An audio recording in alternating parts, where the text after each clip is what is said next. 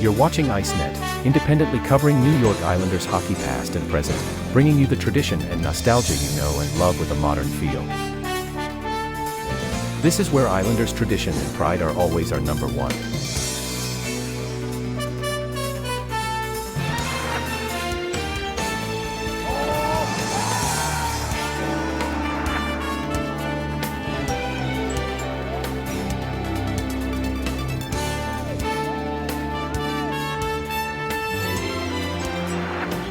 Built by passion for the orange and blue.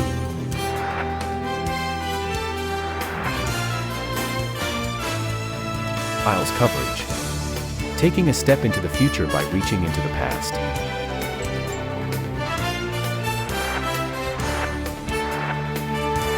ICENET. Dynasties live here.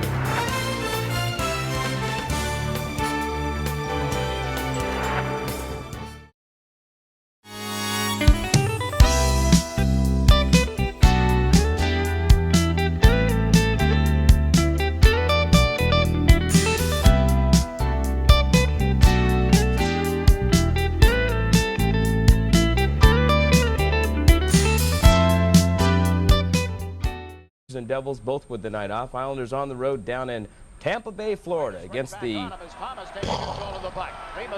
Lightning. That's Lightning? It was Thunder, I guess. Oh. In the first, Derek King takes a pass from Steve Thomas. He bangs it home. His first of two on the night. I bring my own sound effects. The Islanders go on to the 4-2 win over the Tampa Bay Lightning Thunder. As always, Friday night means the play. Time for sports now with Mike Zimmet. Al Albert's a genius, benches Travis Green, and comes back with 2 goals. 2 goals tonight, that's right. The Islanders actually won a game. That's what I meant to say. At the Coliseum, it was not easy, but the Islanders hung on to beat Hartford 5-3 behind Ron Hextall for their 4th win of the season. Here's a scoreless first period until this on the power play. The feed to Pierre Turgeon. He winds up in slabs. His 5th goes in. It's 1-0. Now, same period, Marty McGuinness in the circle. Feeds Travis Green, who needed a goal badly because he was benched Thursday in Chicago. He later scored an empty net. Now 3-2 Islanders in the 3rd. Jeff Sanderson loses. Marty McGuinness, beautiful defensive play. That made it 4-2. Whalers cut it to 4-3 before the Islanders added that Green empty net to win it 5-3 the final. And in The game action is 39 seconds long. Up 3-0 in the first. Claude Lozelle scores on the deflection. Isles up 4-0. The barrage continues 17 seconds later. The Isles' finest, Pierre Turgeon on the breakaway left wing. Holds it, wrists it. Score 5-0 Isles, but wait, there's more. 22 seconds later, it's Turgeon again. The Islanders score 3 goals in 39 seconds. They go up 6-0. The NHL record for fastest 3 goals is 20 seconds by Boston in 1971. 8-1 is the final. Turgeon gets the hat trick. The Islanders set a club record by scoring those 3 goals in a 39-second span of the first. They snap a 3-game losing streak. Goalie Ron Hextall had a shutout until Bob Kudelski scored with 59 seconds left. Lightning. Huge win for the Islanders this afternoon. This one builds character. They trailed the Flyers at the Spectrum 3-1, fought back to beat Philly in overtime 5-4. Islanders win their 3rd straight. All 3 have come away from the Coliseum. Here's the right side of your screen. Who says the replacement refs don't throw themselves down? They do. Second period, Flyers with 3 unanswered goals. Gary Galley's shot initially stopped by Ron Hextall, but Dave Tippett is there to put in the rebound. There's the 3-1 Flyer lead, but the Isles come back in the 3rd. Loiselle, terrific pass to Turgeon for the goal. Tied the game at 3. Islanders led 4-3 on a Benoit Ho goal, but with just over 2 minutes left, Yves Racine with a perfect pass to Michael Renberg in front. Sends the game into overtime, tied at 4, but look at this spectacular play. 24 seconds in to overtime. Turgeon out of the corner, puts the puck off the back of Dominic Roussel's leg and in with the game winner. He has 7 goals in his last 3 games. That is sports. Here's Joe. The Rangers went into today's matinee against the Islanders with a 14-game unbeaten streak. But many a Rangers streak has been snapped at the Nassau Coliseum, where the Blue Shirts had managed a victory in 14 games. Make it 15. The Islanders iced the Rangers 6-4. Glenn Healy's back at the Coliseum, but this time it's in Ranger blue. First period, Pat Flatley steals from Jeff Bukaboom. Then off the backhand feed, Travis Green will tickle the twine. 1-0 in favor of the Islanders. It's now 3-1 Isles in the second. Steve Thomas streaks down the right side and rifles it past Richter for his 2nd goal of the game. The Isles enjoying a 3-goal lead. So in comes Healy, the former Islander, replacing the outgoing Richter. Rangers come back. Alexei Kovalev from the point. It's tipped in by former Islander Greg Gilbert. This cut the Isles' lead to 1 at 4-3. But then Steve Thomas will come up big, steals Brian Leach's pass, wheels and deals it past Healy for the hat trick. Isles win at 6-4, running their unbeaten string to now 5 games. 2 power play goals. Mike Richter makes 33 saves in this one. The Wings on the island Sunday, and Scotty Bowman and Al Arbor, the 2 winningest coaches in NHL history. They've combined for 1,597 wins. Sergei Fedorov puts in his own rebound. 2-1 Wings. Fedorov 17th. Tim Cheveldae was on fire. Ray Ferraro on the breakaway. Cheveldae, the pad save. Ferraro on the break again. Tries the backhand. Cheveldae muffs him. Ray banging the stick in frustration. Cheveldae was the star of this one. Sorry, ball. Them reuniting the line, and it works on the first shift. A simple dump in, and Ridley's going to get a bad bounce in front of Ron Hextall. And the Capitals draw first blood. There we see Burridge drawn down the wing against Steve Thomas. A good centering pass. There's Vasky taking Miller. A quick shot by Johansson goes off of the defenseman's stick right to the slot area, and Mike Ridley's there to put it home. So a good Capital bounce, and Johansson jumping into the play. That puck, you'll see, never actually got to the net. It hit Vladimir Malakoff. Goes right to the stick of Mike Ridley, and Hextall cannot get back in position, and the Caps are leading the game. Well, the Caps leading point man, Mike Ridley, pulling the trigger for his 7th goal. And ladies and gentlemen, that is point number. Makes the shot through the screen, scores! We're all tied up as Travis Green faked initially on the shot, looked to pass it across, but he beats Tabaracci, and we're all tied up. I don't even think Green was trying to put that puck on net. May have went off of Enrico Ciccone, the lone defenseman, back, or it may have just went off of the inside pad at Tabaracci. There's Green streaking down a 2-on-1. He's got a winger on the left. There's the fake, Ciccone down, and there's Tabaracci with the goal stick in the middle of his legs, and as he tried to deflect that away from the oncoming winger on the left side, he put it between his own legs. There's Green coming down the right wing, a quick fake, Ciccone down, and he's trying to center that. But Tabaracci, there it is, off of the right leg, sorry, not. Berube and Mick Vukota, they're set up. The linesmen watching here. They'll not get involved under the instructions of the National Hockey League. A lot of faking going on before the 2 come to blows here.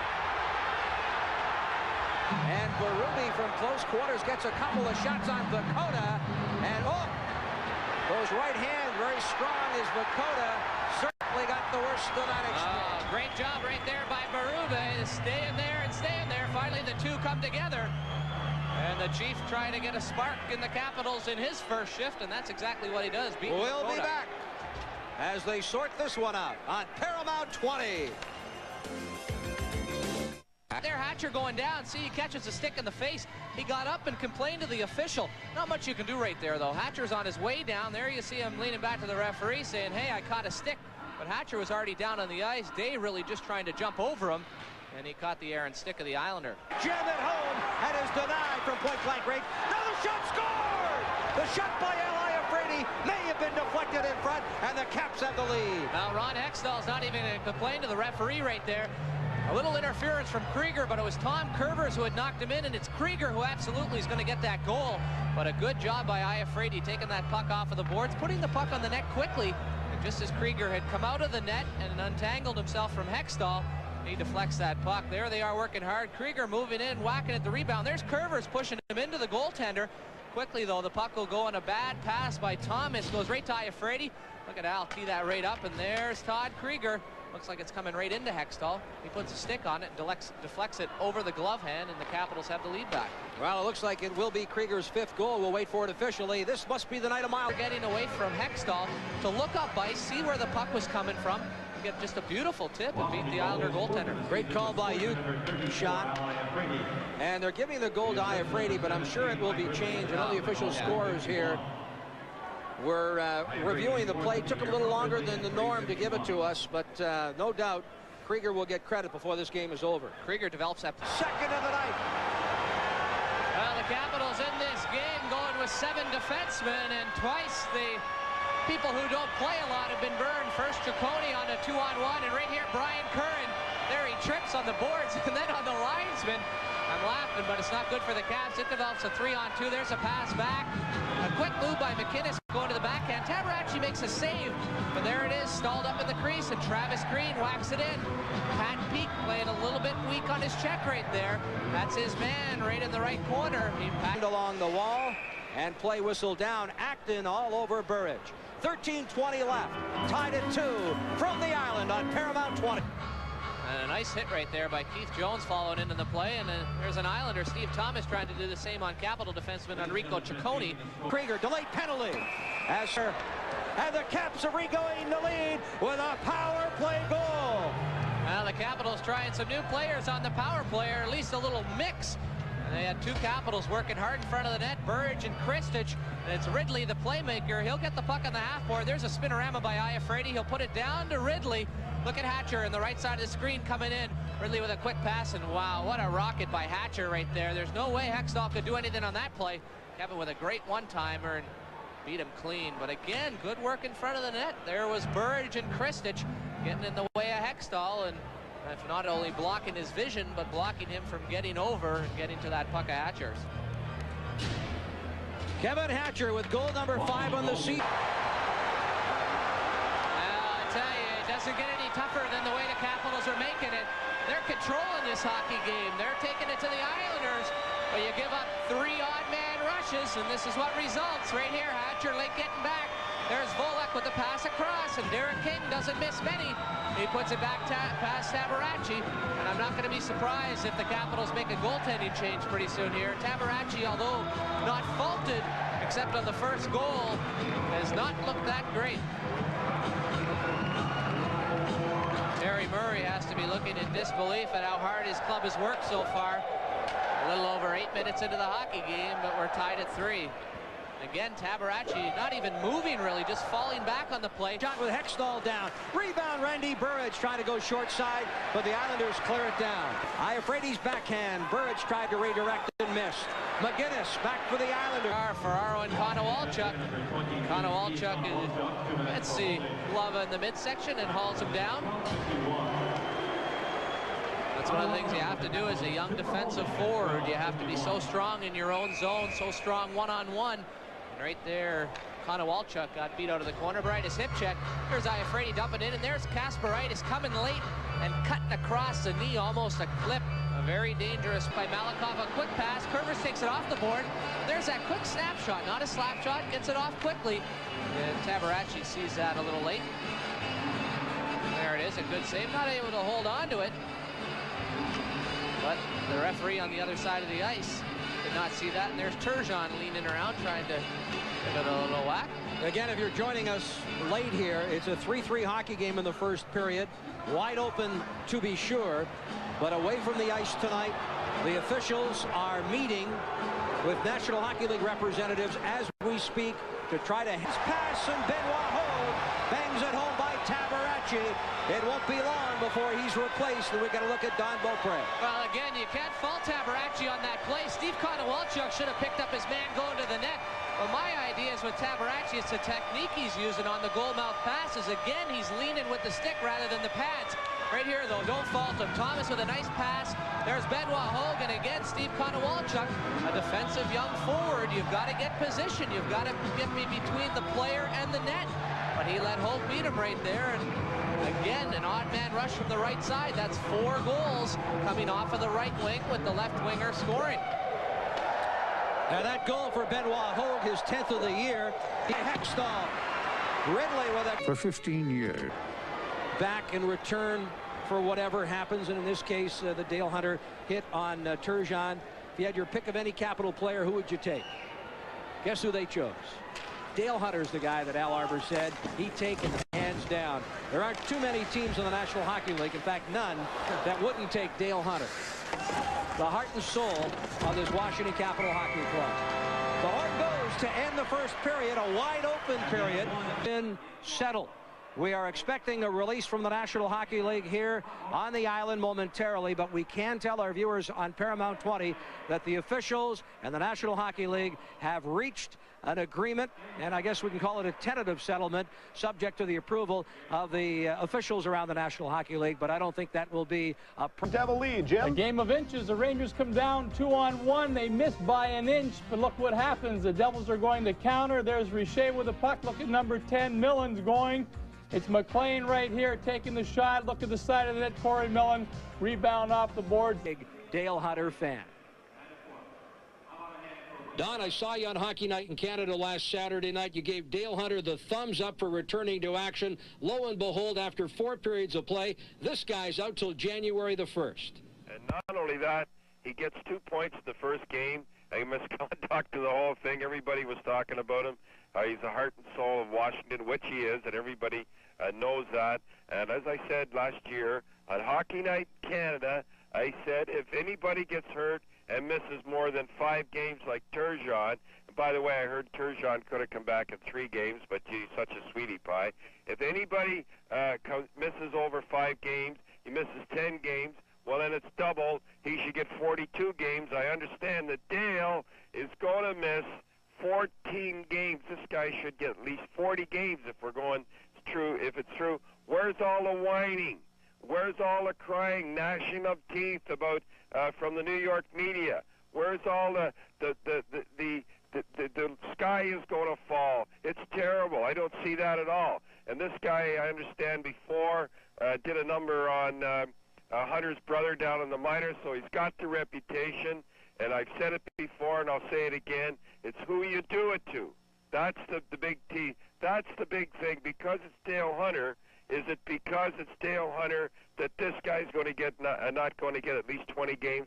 I'll bet you he gets 4 games, and that's it. Now, Dale got 21, and this guy is going to get 4. I'll bet any money at all that's going to get 4, and that's going to be a shame because everybody knows, like I said at the start of this interview, how much Dale means to the Washington Caps, and that's going to be a damn shame, I'm telling you. How about the situation here with the replacement official? Do you think a Kovalev would have taken the liberties had the regular referees been around? Oh, yeah, you know, a lot of things are said like that. They say, oh, game out of control. Well, let's face it. A lot of things happen when the regular guys are there. I don't go for that stuff and everything. They're saying it's the replacement guys and using that as an excuse. That's no excuse for this guy. This guy should get at least 20 games. I would like to see him get 25 games. And if he, like I said before, if he's going to miss 14 games, why not double it? I tell you what, Gary Bettman's in kind of a sticky situation now. I was just waiting for something like this to happen so I could jump on it. Little did I know it would be Dale that got it. I mean, it's ironic and a sad thing to think that this guy sits out all these games, 21, and his second game back, he's going to be out for all this time. How much can a guy take? I mean, it's enough to make you cry. Thanks for the visit, Grapes. Okay, Rivers. Don Cherry joining us, the one and only Don Cherry, again, the Hockey Night Canada analyst, former coach of the Boston Bruins, and, of course, a big fan of Dale Hunter. Incidentally, Kovalev has been suspended indefinitely pending a hearing on Thursday. That hearing could, in fact, be moved up until tomorrow now that there has been a settlement in the National Hockey League strike. Again, if you're just joining us, the officials and the NHL have come to agreement. I wouldn't be surprised to see the officials back as early as tomorrow evening. And we'll be back. As it becomes available, as Al says, if everything can be worked out, you could see the real referees and linesmen on ice on Thursday night. Next time we get together, we'll see you in 2 weeks. We'll give Morganti and Schoenfeld a couple of weeks off. December 14th, LA Kings and... Sticks get high, and we'll wait and see if referee Drew Taylor assesses anything here.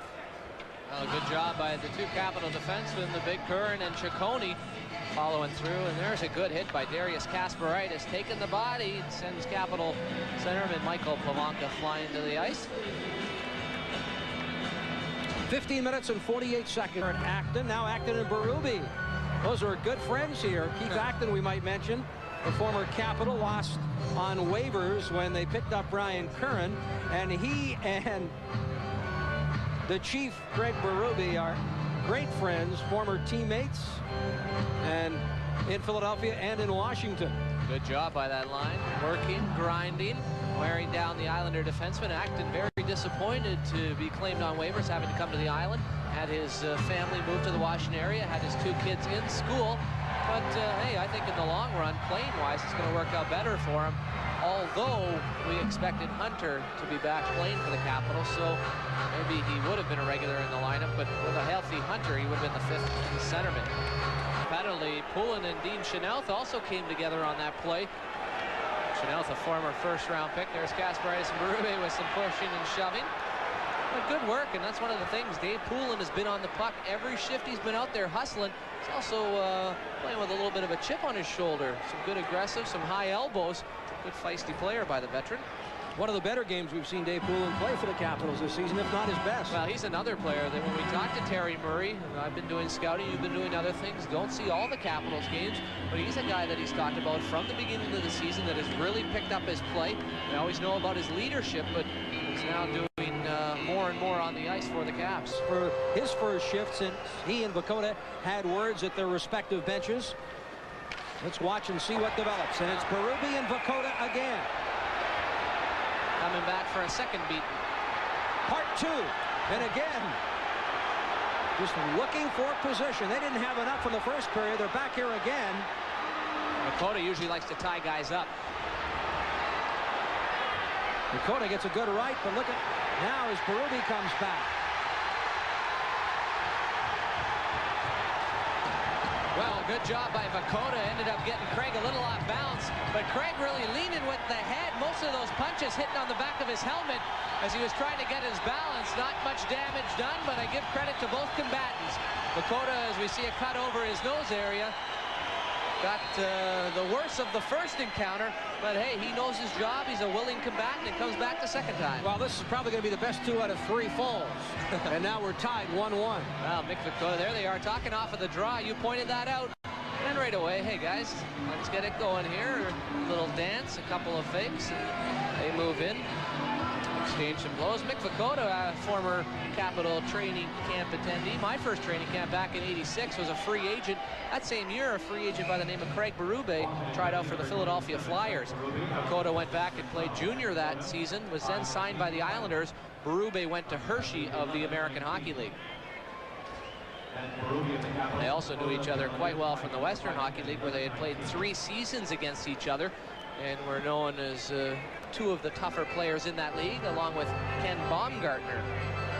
5 minutes each for fighting for Vukota and Berube, so they've added to their penalty totals here in their second battle. And Konowalchuk, and we may get something going here. Now they've assembled a kid line right here. Jones along with Konowalchuk and Peak. There's Konowalchuk bumping into Hextall. Now we have some pushing and shoving. Steve Thomas, also Dean Chenoweth, was summoned from Salt Lake City last week. You know, these New York Islanders are a brave crew here without Dale Hunter in the lineup. And I noticed that the players in the newspaper today said they would have loved to have had a shot at Hunter last year. But they knew they had to think about the team first. Quite frankly, I think it's rather gutless to make a comment like that and not back it up with admitting who you are in print. Yeah. They wanted their names kept off the record, so to speak.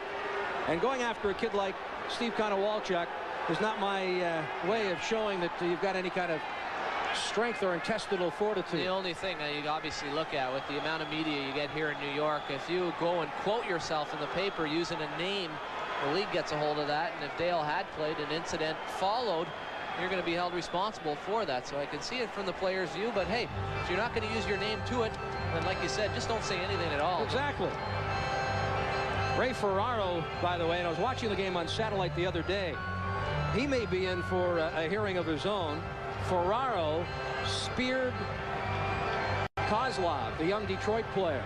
And I mean blatantly speared him in front of the television cameras, got away with it, no penalty at all. Ferraro's one of the guys that yapped quite a bit after the Hunter incident last year. And again, we don't condone what Dale did, but at the same time, there's a few players that have made some comments in the past and made some comments yesterday that have no business making those comments. Well, even some of the media who don't cover hockey. I was listening to your talk show last week, and you had on the guy from the Baltimore Sun mentioning why not go down and watch Dale in his return. And hey, I don't want to go down and watch another brawl start. And I think people very often forget this is a guy who is a great offensive player. He's the quarterback of the Capitals power play. He gets them 80 points a year, between 70 and 80 points, plays hard for them. Just an excellent hockey player. Capitals again arguing with the linesman about where the faceoff is going to be. They're taking it outside of the zone. Now they're moving over a little bit back in, and looks like the Caps might get their way. Well, no question there's bad blood between these two teams. Caps still smarting from last year's early exit from the Stanley Cup playoffs. Had to live with that thought all summer.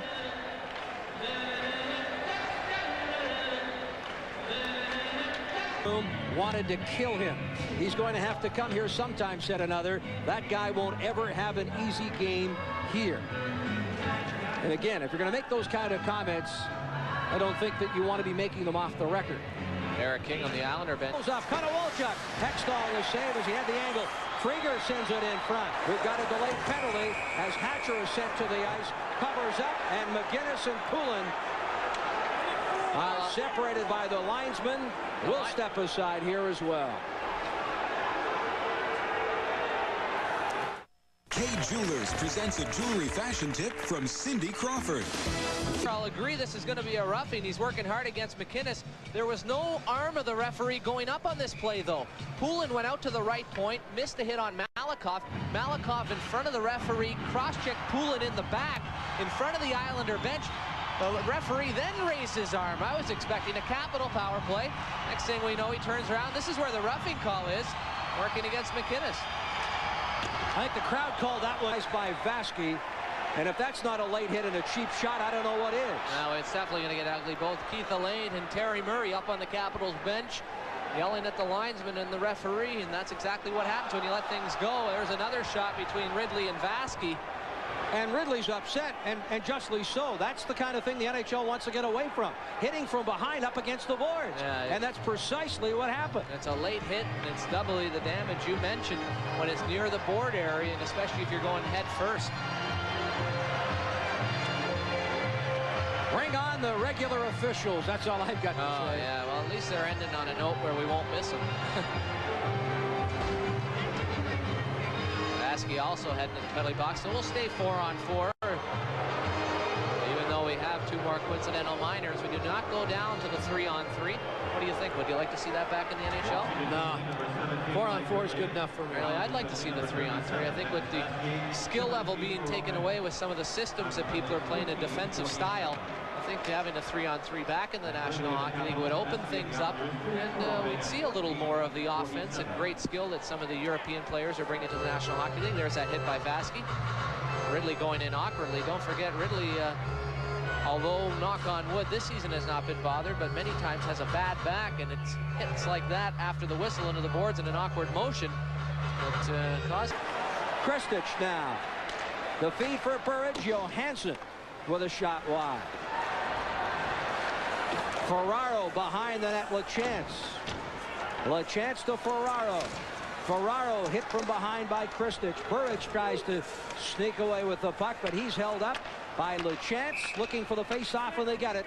3:57 left. Now the 4-on-4 benefiting the Capitals. Good hard work by Kristich and Burridge. And there's Jones driving hard to the net, but a good quick shot by Pavanka coming across the blue line in perfect position. Got to shoot more. Yeah, Keith Allain, a former goaltender, one of the things he instructed the players on the Capitals to do, shoot to the feet of Hextall. And it should have shot a foot off the ice in between the legs. Almost finds its way. There's Patrick Flatley. He has that protective guard. Hurt his jaw in a Philadelphia game. Coming out of the penalty box. That little bit of a delay that Neely put on Jocelyn Thibault. Thibault responds by going down. He anticipated Neely shooting the puck when he first winds up. Watch the delay Neely makes. Right here, the adjustment, a little waiver, then he snaps it through the 5-hole. Thibault cannot believe that puck got through. A heavy shot, nice play by Reed. Now watch Neely. He's going to, right here, he's going to wind up and then change the old body weight. Snaps it through the 5-hole. Ray Bourque made that. Poulin wins the face-off, but Islanders send it towards the net. Ferraro one-hands, but right to Kristich. Todd Krieger held up by Thomas. Able to make the play into the offensive zone. To the net goes Johansson. Todd Krieger in the corner. Looks for Kristich behind the net. Ferraro draped all over him. Krieger slips and falls. So too does Kristich as he was hauled down by Ferraro. And again, that one went undetected. Less than a minute to go in this scoreless second period. Kristich from the right wing. Kristich away from Ferraro, gets the knee in the midsection. I don't know what the officials have got to do to call a penalty here.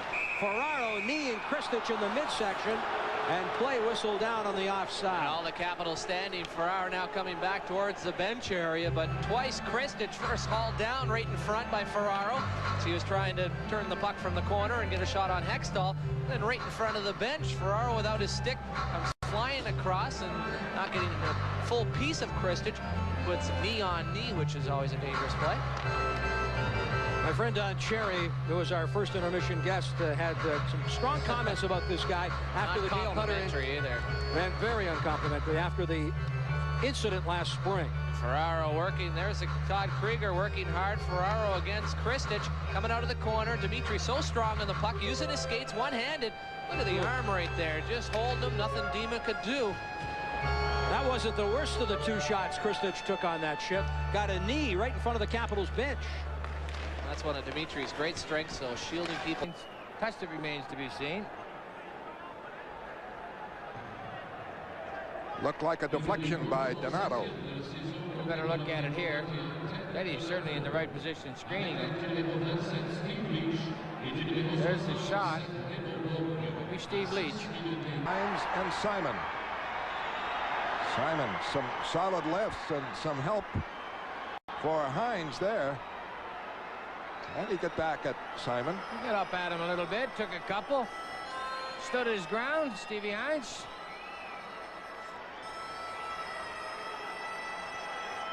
And the score is Boston 5 and Quebec nothing. We'll be back in a moment. It's Domino's 20. Dakota and Berube. We need Vince McMahon here, WWF.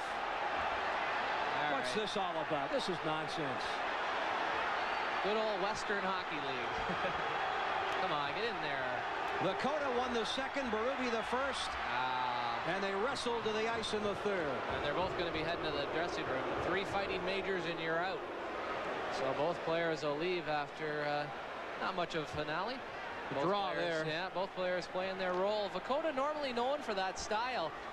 Likes to grab a hold of a player, not always exchange the punches, but really try to almost wrestle or throw a guy down, WWF style. You know, they may not get majors for that one. Oh, no, you have to. You drop the gloves, you square off like that. They got to get 5-minute majors. Well, Vakona's being ushered into the penalty box, and now Berube will follow. I bet you he gives him double minors. Well, he ends up, that's going to be a bonus, or at least he wants to see part 4, I guess. The linesmen are saying, hey, get these guys out of here. We don't have to break them up again in the hockey game. Boston penalty number 27, Frank Berube. Islanders penalty number 12, Rick Dakota. 2 minutes each for delay of the game, and they each receive a 10-minute misconduct. Travel penalties 9 seconds. Are they 10-minute misconducts or unsportsmanlike conduct penalties? Well, they got 2 each for delay a game. Yeah, 2 each for delay a game, 2 minutes, plus they each get 10-minute misconducts tagged on that. So we'll need a player from each bench to serve those 2-minute minors. Steve Konowalchuk's headed over from the Capital bench, and how an Islander. We'll see who it is. Penalty's coming at 9 seconds, so that will effectively take Berube and Vakota out of most of this third period. They'll be back with less than 8 minutes remaining. And it'll be Joe Day heading to the bench here, or the penalty box area. We haven't seen him on the ice since the first period when he ran into Hatcher. He missed the whole second period. He's got that shield, but Todd Krieger is bent over, and look at the plays continuing. Well, Terry Murray's on the bench. He's almost over the board area. Todd Krieger and Kasparidis and Iafrate get sticks up. But Krieger, who's got the face shield. Here comes Dean Chenault, knowing that his value to the Islanders compared to that of Iafrate to the Capitals is greatly different, trying to take Al off of the ice. Well, I got to tell you, I'm happy that these regular officials are coming back. Somebody's going to be seriously hurt here. And tonight this game has got far too chippy. And I'm not just saying from a Islander perspective. The Caps of themselves got a little chippy in this hockey game. Well, we expected a heated battle. Right there, Krieger doing nothing wrong, though, just driving around the net, trying to stuff that puck on Hextall. The defenseman, the Islander defenseman, pushing him into the goaltender. And he ends up getting a stick up high, no call. He actually went to the bench. Here's the good work behind the net. Poulin taking the puck off of King, and then the stuff by Krieger. And here we come, a nice butt end on, a nice cross check across his face by Dean Chenault. Maybe they can review this call, or maybe the linesmen are going to talk to him, but we should have seen a penalty. Look at that. Oh, look at that across the face. Krieger went to the bench area quickly. Stanley Wong noticed there was a cut on him and quickly sent him over to talk to the referee. That would be the difference between a double minor or single minor for high sticking and a 5-minute major, which would greatly benefit the Caps. There you can see that he has been cut. And by all rights, there should be a 5-minute major and a game misconduct penalty assessed. Hatcher backing up the referee in the Capital zone. Absolutely ridiculous. The linesman over call right there. And I think Hatcher's going to get a penalty now. A misconduct here.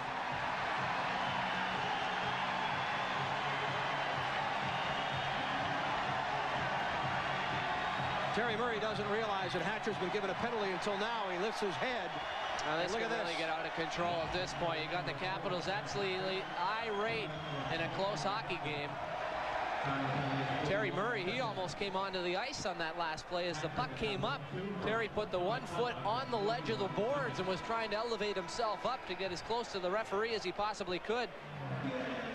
Now waving his arm in disgust and saying, hey. Well, 41 seconds, the time of the penalty here to Kevin Hatcher. Now what they're doing, the Capitals at the bench area with timeout on the ice. He's trying to draw. He's got the linesman over there, but he's now trying to draw the referee over to the bench so he can get words in with him.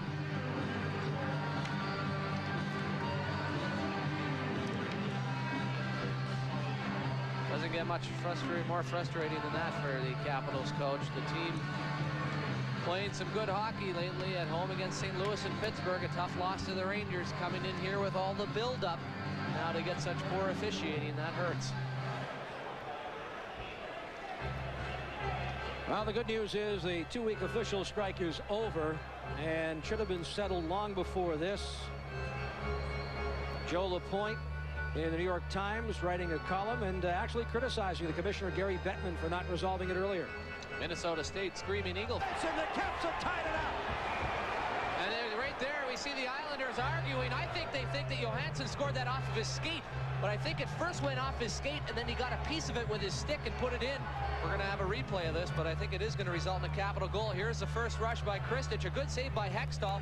The rebound. There's Dave Poulin again on the puck. Kristich comes around. Johansson jumping into the play. There it is. Off the skate, off the stick, and in. And it's going to be a tied hockey game, and thank God the Caps deserve it. Way to go, Eagle Eye. And again, Johansson, the first goal of the hockey game. What's that? I can't believe it. They've denied the Johansson goal, and all Johansson did was kick it from his skate to his stick and then direct it in. Absolutely. There's not. I can't believe that's being waved off. Maybe we'll get a better angle here. There it is off the skate, and looks like he jammed it with his stick. Well, the people up above didn't think he got a piece of that with his stick, and again, and it looks like he gets his stick on it. Well, but the overhead replay maybe brings the shadow of doubt. And here it is once again. Watch now. He kicks it. Did he get a stick on it? Yeah, you really can't tell. Replay. It looked like maybe Hextall did. Side, 17:37 left. Mix up in the corner. Kristich and Green getting the gloves up a little bit high. The play continues up. Flatley comes up, gets an elbow, partial shoulder. Looked like a pretty clean check. Then Dimitri with a hit of his own as the play came up ice, hitting the gloves up high on an Islander. Here's a wide shot on a bounce to Travis Green, going for the high blocker side, about 2 feet wide. Featherstone trying to get the rights in before he gets the lefts in. That's just a matter of losing the balance, but Featherstone gets a couple in from down low. Well, that's 2 fights for Simon. He fought Hines. He fights Featherstone. And I would say that might be the biggest cheer of the night for Simon by the crowd. Pretty sparse now. Of Hextall, and look at this, flatly all over Kristen. And Calle Johansson, he's limping to the Capitals bench. His right leg, I didn't even watch the play if an Islander followed through with a slash, but a good low shot rate there, a little wide with Pat Peak in front of goaltender Ron Hextall. There's Calle limping off. Whether he twisted that ankle on the shot or an Islander caught him, I did not see. I was following the puck as it was going to the net. And we can grab up a replay. His trainer Stanley Wong comes over to talk to him. Calle's had a strong game tonight, paired with his partner Kevin Hatcher. And let's look at this. There it is, a one-timer, a nice shot. There he is, just going over on that ankle. Such delicate balance when you're taking that puck into your body. And off the goal post. He had Hextall beat, and he hit it off the post. The Capitals defenseman acting as forwards there. And Iafrate had Hextall beat. Iafrate bursting past Turgeon, and there's the shot feeding Hextall to the short side. Join the Capitals. Into the open net. And the Hats are coming down here in Long Island. That's the hat trick for Travis Green. And again, a 2-on-1 rush, the 5th time in the hockey game. The Islanders capitalize on a rush off the right side. This time on a rebound. A bad bounce at the offensive blue line. Actually getting across, makes the save. The puck rolls over him. And there's Green going to the net. Following up on the play, puts the backhander in. And the Islanders, I've got to say, undeserved. Kristich, after Poulin is denied, Kristich in, and it's a 1-goal. It's a beautiful move on the helpless Hextall. 3-1 Quebec there, and they hang on to win. 3-2, Garth Snow stopping 24 shots in his NHL debut to help the Nords. Canadians at the action. Caps Islanders. Pierre Turgeon was ready for the first matchup between these two teams since last year's playoffs. The linesman is down. Lots of goals early. The Isles break in. Patrick Flatley finds Marty McGuinness, who shoots. On the rebound, Travis Green puts it in, his second of the game, and we are tied at 2. Then Darius Kasparaitis absolutely nails Al Iafrate, and then to the fights. Nick Vakota for the Isles, Craig Berube for the Caps. Lots of posturing, still no fighting. Until round 3. Berube with the takedown, he's your winner. Let's go back to hockey and some controversy. Watches the shot, deflects off Calle Johansson's skate. Referee Drew Taylor agrees with the Islanders, no goal. Then the Isles poured it off. Off the Rick Tabaricci save, Green puts it in. The hat trick for Green. Isles led 5-3. And then Derek King will sew up the win as he scores going down. It was the Caps that went down. The Isles win it 6-4 the final. King scored twice for the Islanders. It was their first win in 6 home games versus Washington since 1991. Appointments, the Oilers and Islanders, and how's your head, Vladimir Malakoff? He actually left with a mild concussion. Steve Thomas beat Brantford, his second of the game, 17th of the year. We're tied at 4. Overtime we go. Kelly Bookberger looks for Doug Waite and finds him, but Hextall finds the puck and kicks it away. It ends 4-4. Oilers still with only 1 win on the road. Ray Ferraro hit the crossbar with 50 seconds left in regulation, kind of year it's been for the Isles. Malakoff, as I said, left with a concussion. He is being evaluated. Correct? And the Penguins, Ron Hextall, razor sharp. Kevin Stevens in alone on the breakaway, but Hexy, the pads on it to keep it scoreless. Isles didn't have to worry with Pierre Turgeon's great individual effort. The shot then gets it around Larry Murphy to beat Ken Reggett. Pierre Turgeon with a shorthanded goal and 2 assists in the first meeting between the teams in Pittsburgh since the overtime playoff game back in May. Jaromir Jagr did have a power play goal for the Pens. It is here with some Islander action. You got it. A tie is not as bad as a loss, but for the Islanders, this one was pretty close. At the Coliseum tonight, the Islanders had to settle for a 4-4 tie with Edmonton, the worst team in the NHL. The Islanders 0-1-2 in their last 3. That is bad. Here's the second period, tied at 2. Former Ranger Doug Waite behind the net feeds Steve Rice, who jams the puck past Ron Hextall. Edmonton takes a 3-2 lead. Same period, Oilers up 4-3. Steve Thomas charges in, wrist shot beats Ranford to tie the score at 4. His second goal of the game. Now, in overtime, Ron Hextall came up with a couple of big saves, including this one to save an Oilers goal. 4-4 the final. The Islanders winless in 4 of their last 7 home games. And to see it, you don't need to be burdened any further. On a serious note, I'm told that there's a prejudice in professional hockey towards Eastern European and Soviet players by the Canadians, and it borders on hatred. Now, I don't know if that has anything to do with this, but take a look at Edmonton's Kirk Maltby go after Vladimir Malakoff of the Islanders. Oh, he suffered a concussion on that hit. He was down. Look at the replay. Well, you know what's going to happen now. You can bet somebody from the Islanders is going to try to get even the next time, but that is a vicious hit. Redskins. Now the Devils and the Islanders scoreless in the first. David Voll, a couple of great moves there around Yaroslav Modry. And watch this, wears out Scott Stevens. Then the backhander to beat Chris Terreri. 1-0 Isles, back to Pittsburgh. That seems like only... The Devils and Islanders tied at 1. Yaroslav Modry stripped by Ray Ferraro, and it's see you later the other way, and here's the big banger over the glove of Chris Terreri. 2-1 Islanders, back to Pittsburgh. Beats Yaroslav Modry, and then beats the all-star Scott Stevens. And then it's Chris Terreri, the goaltender. 1-0 in favor of the Isles. Great effort by Volek. Second period, big Darius Kasparidis in the box for the Isles. The Devils catch the Islanders on a line change and go the other way. Stevens to Stepan Richer. Watch this timing. The setup to Bill Guerin for the perfect deflection. The game tied at 1. Still in the second period, Ray Ferraro to the steal again off Yaroslav Modry. He beats Terreri with the slapper. 2-1 Islanders. Jim, Modry's been burned twice. Well, he's having a tough night tonight. He gets the puck here. He has an out, but he waits. He doesn't take his first option. And Ferraro wastes no time, makes no mistake, rifling it just under the crossbar. Well, that's where we stand now after 2 periods of play. The Islanders leading the Devils by a score of 2-1. The New Jersey goal by Guerin. Volek and Ferraro, as we showed you, scoring for the Islanders. I know, and watching your reaction, Jim Schoenfeld, you have... Anico, Marty McGinnis bites the dust of that one, but he's back up fighting for the puck. And, of course, from the Islanders, Darius Kasparidis.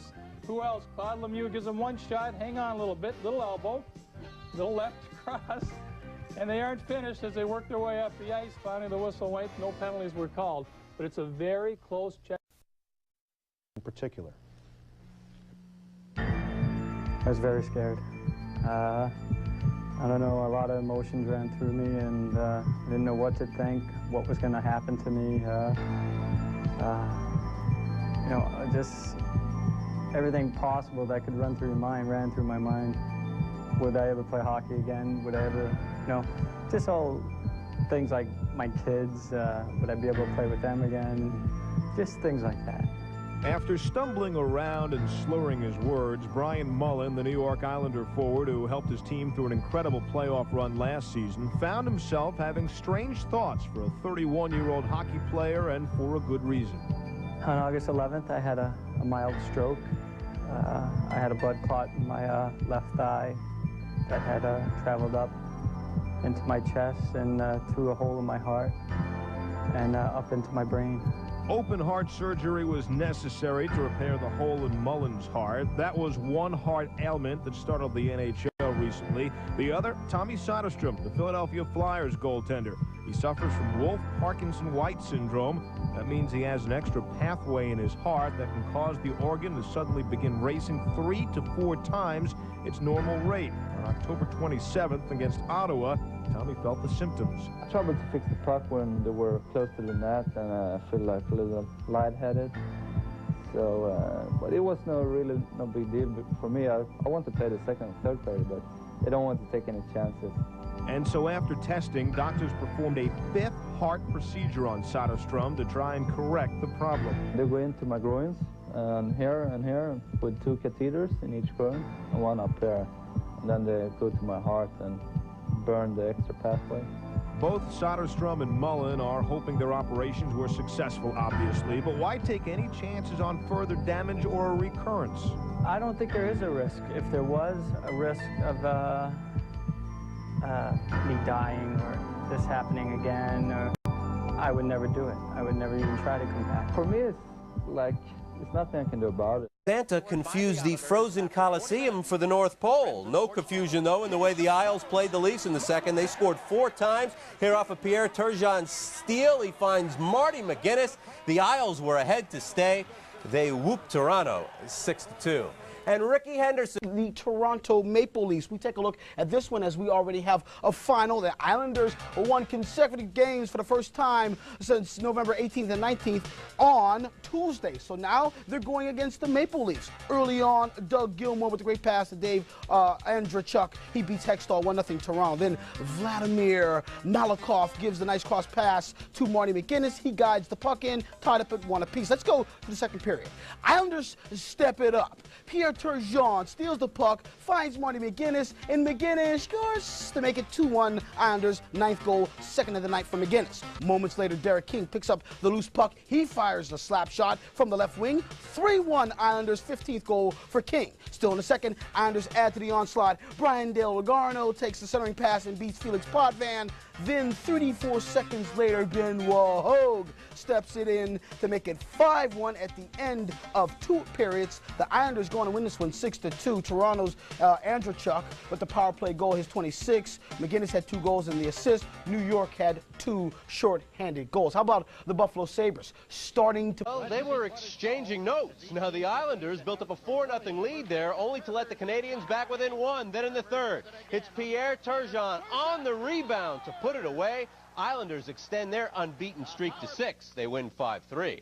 And in Hartford, an ex-Devil... Rangers may be cooling off a bit. The Islanders are on fire. They beat the Canadiens for the Isles' 5th straight win, and they did it with the big opening period. Pat Flatley beating Montreal goalie Patrick Waugh to give the Isles a 4-0 lead at the close of the first. Well, that was more than the Isles would need. Montreal did manage to score 3 goals, but it was too little too late to stop the Isles from winning 5-3. Now, unfortunately, let's get ready to rumble as the Islanders entertain the Sabres at Nassau Coliseum tonight. Second period on the power play. Alexander Mogilny's shot won't go, but Yuri Kemelev is there for the rebound pass. Ron Hextall to tie it at 3. They go to overtime. Benoit Hogue with a beauty as the Islanders beat the Sabres 4-3. That's saber rattling, huh? Still in the first, Patrick Flatley to Benoit Hogue for his 21st 2-0 Islanders. Then the Canadians get out on the break. However, Ron Hextall putting up the stone wall and saying, "Give me that!" Denying. However, Hextall was not untouchable. Guy Carbonneau gets the frozen rubber through the 5-hole as the Islanders take a 2-1 lead. In fact, that would cut the Islanders' lead to 2-1. However, they go on and win this one by the score of 5-2. Benoit Hogue's 21st. Delgarno had 2 goals for the Islanders as they pick up the victory against the Canadians. Meanwhile, the New York... NHL, strange game, Calgary and the Islanders. The Flames without Gary Roberts, will tell you why. The Islanders being coached by Lorne Henning, will tell you why in just a second. Highlights of this one, Tom Kurvers loses. Joe Nieuwendyk picks up the loose puck, beats Jamie McClellan in his first NHL game. Steve Thomas, the shot. Andrei Trefilov, who played so well against the Rangers, stops it, but the rebound put home by Pierre Turgeon. The Islanders would add another goal in the final minute of play in that first period. Derek King, the nifty move, he beats Trefilov with 20 seconds left in the period. So that's where they stand now, 2-1 after 1 period of play in favor of the Islanders. Ron Hextall had started 20 straight games, needed a breather. Also, Quebec and Edmonton. Power play underway here for the Sabres. Steve Levy. Gareth, thanks. 3-2 Islanders leading the Flames at the Coliseum in the second. Benoit Hogue with the wheels, with the speed, goes back in the net. In his efforts to center the puck, goes off the skate of Lenny Saw. 4-2 Isles. Gary and Bill. 38 by Scott Mellenby. The Panthers 4-1-1 in their last 6. Calgary and the Islanders. Al Arbour in the booth watching his replacement Lorne Henning. Arbour a 5-game suspension. Scoreless in the first. Joe Nieuwendyk gets the goal, beats Jamie McClellan in his first NHL game. Arbour, maybe that wasn't a good play. And a funny moment in the first, that's Bernard de Grace. Not a whole lot of grace for the linesman there. After a Pierre Turgeon goal, Derek King scored, so the Islanders had a 2-1 lead. Jim? Well, this is actually a 2-on-4, and you look at number 36, Esau. He is mesmerized by Turgeon. The pass comes over to McGinnis, and he wastes no time, and the Elvis from outer space loves it. Jim, a cousin of yours? Distant relative, yes. Calgary and the Islanders after 2. That's where they stand. 4-2 in favor of the New York Islanders. Things trying to heat up a little bit here is, again, the Capitals. One of the important things against Ron Hextall is to get into that crease area, try to get him off of his game. Sometimes gets carried away a little bit, and right there it was Burridge driving in, knocked Hextall back and knocked the net off. Ruby doing a little talking, probably asking Hextall how things are going. Former teammates and all. Well, the pushing and shoving in the neutral zone between Berube and Kasparaitis. There again is the hit.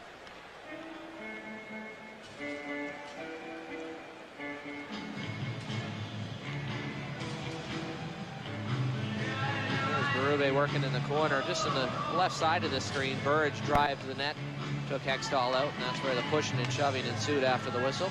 And it is Burridge that gets the penalty. Nothing Mike Ridley has accomplished in his career for making... Washington Capitals centerman Mike Ridley. We'll be back in a moment with the rest of our first intermission show at the end of one period of play. New York Islanders 2, the Caps nothing. Pierre Turgeon will come to center with 3:45 to go. Turgeon working his way in, back and he scores! Wow, what a backhander! Beautiful motion by Pierre Turgeon. There as he goes to the backhand and then he whips it.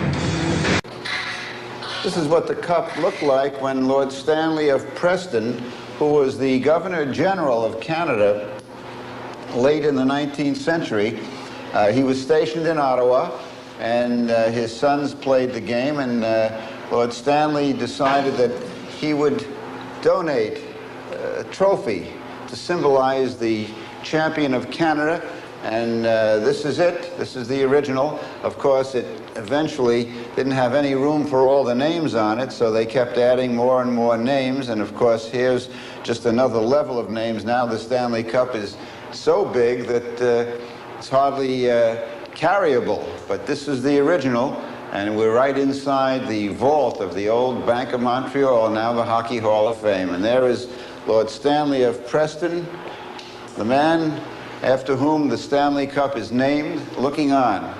Now you know that it wasn't named after me. Well, all my life I wanted to be a play-by-play announcer, just like Foster Hewitt and Jiggs McDonald and Mike Emmerich. And here in the Hockey Hall of Fame, you actually get an opportunity to pick a play and do the play-by-play. So we're going to select one here. I'm taking 1980, Bob Nystrom's overtime cup winner at Nassau Coliseum. I happened to be here, be at the Coliseum at the time. And this first, they give you a practice round. They show you the play, and they actually have the announcer.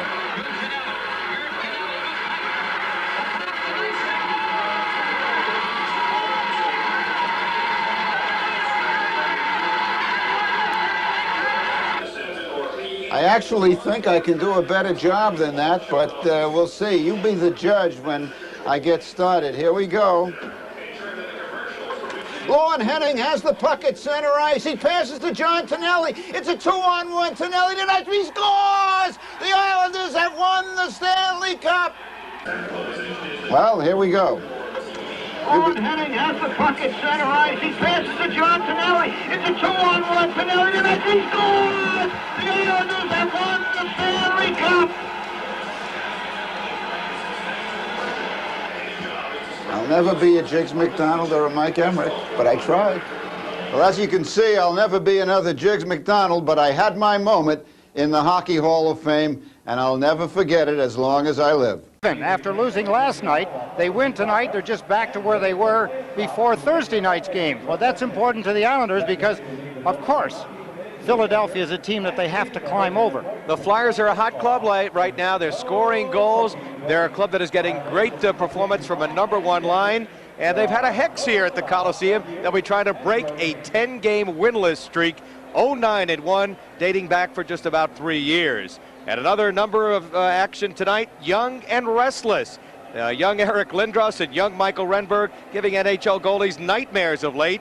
Renberg leads all the rookies in goals and second in assists. And of course, the big guy, Eric Lindros, on fire right now in the last 5 games. The broom is out. They're looking for a sweep, the Flyers, to sweep this series. Right now, they are 8 points ahead of the Islanders, tied for the last conference playoff spot. And they would like nothing better than to maybe put a nail in the Islander coffin, because last year, you recall, the Islanders won 7 out of 9, and that cost the Flyers a playoff spot. Well, it hurt them a great deal, but when you think of young and restless, you also think of inexperience, and the Islanders have to take advantage of the inexperience, particularly on defense, something we talked about in the Islander pregame show.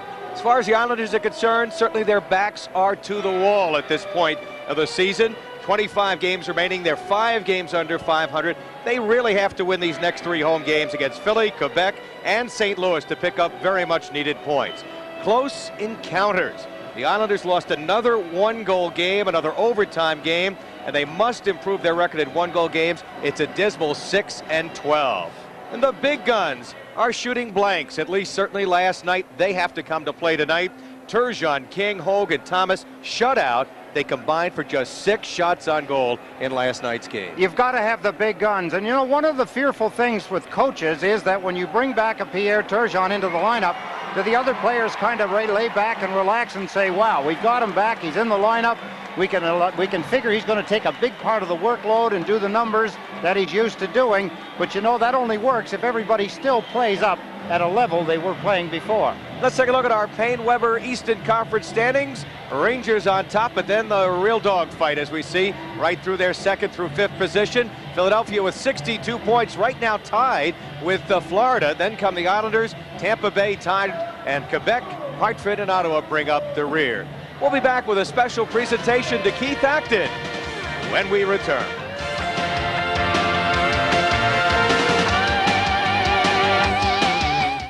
Eddie Westfall's kind of hockey player. Yeah. You know, there's something about scoring goals that Keith Acton has done that. He's scored over 30 goals in the NHL. Talking with Eric Lindros said to me that he learned a lot from Keith Acton. They were roommates last year when Acton was in his Philadelphia uniform, roomed with Lindros, and Lindros said, I couldn't believe it. This guy would lay down in the afternoon of a hockey game, have a nap. I couldn't sleep. I was so pumped up. He'd wake up, and then he'd get into his game face. I didn't sleep all afternoon. I was worn out before the game started with nervous energy. I learned how to control my emotions just being around with a man like Keith Acton. And he's been a very positive effect on the Islanders. Let's right now join the public address announcer for the presentation. For Keith Acton. Here to congratulate you, your wife Susan, daughters Brooke and Elise, your sons William and Robbie, and your mom and dad, Jerry and Betty Acton. Joining them is Islanders General Manager Don Maloney.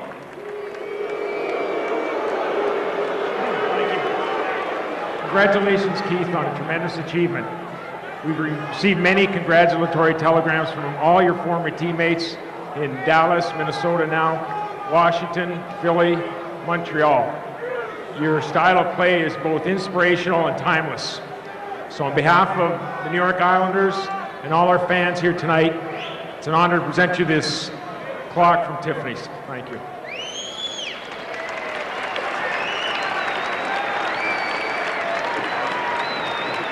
At this time, please welcome the Vice President and Director of Hockey Operations, Brian Burke, who would like to present Keith with an NHL 1000th Game Milestone Award.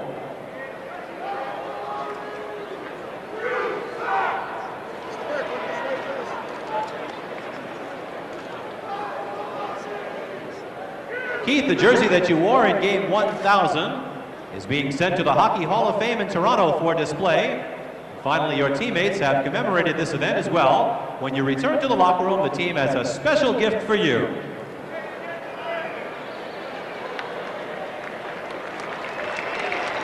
Thank you, Keith, and may we see you for 1,000 more.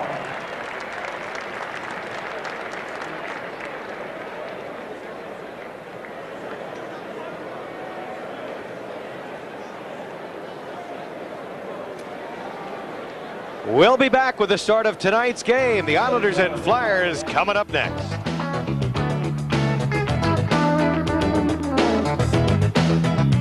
Here at at the Nassau Coliseum as the Islanders and Flyers get set to clash.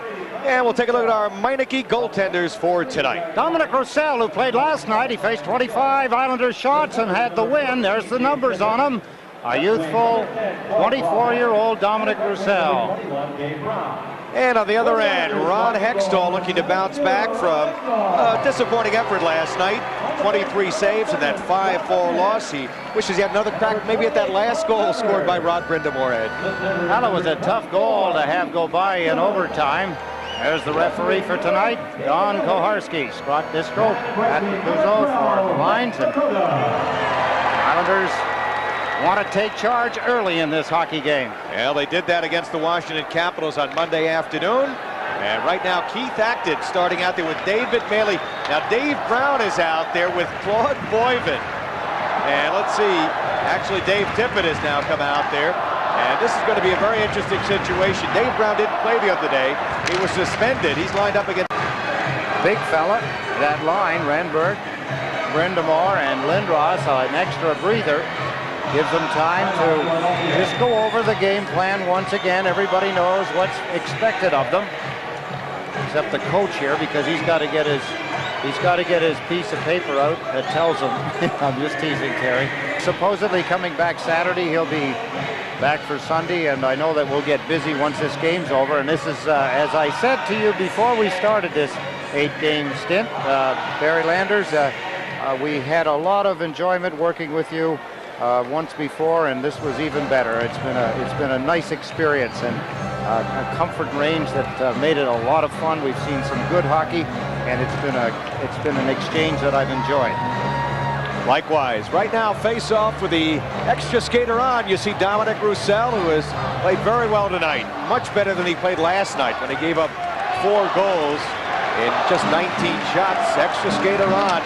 Here's Brindamore. Good play by Holt. Tipped it to the blue line. Runs all over Galley, but Renberg fires it off of Recchi. He'll bang it behind the net. Hops over the stick of Dineen. Galley poking away. Renberg gets it back. Recchi chasing to the boards. Recchi shot blocked to the corner. Bouncing around. Renberg's got it. Dineen behind the net. Hit by Krupp. Oh, the hit. Krupp barreled into him. Kasparaitis into the corner. Spun around is Delgado. 27 seconds to go. Renberg. Recchi's shot blasted wide. Rebound. Holt chopping away at it. Knocked down by Dineen. He'll send wide into the corner. You see the time remaining. Kasparaitis after it. Instead, it's Renberg with it to Dineen. He'll have to play it in the corner. Back behind the net now to Renberg. Renberg working his way out. 5 seconds to go. Here's Galley winding up with a shot wide. And this one will end with a shutout for Ron Hextall. The whistle blew actually before the time expired on the clock.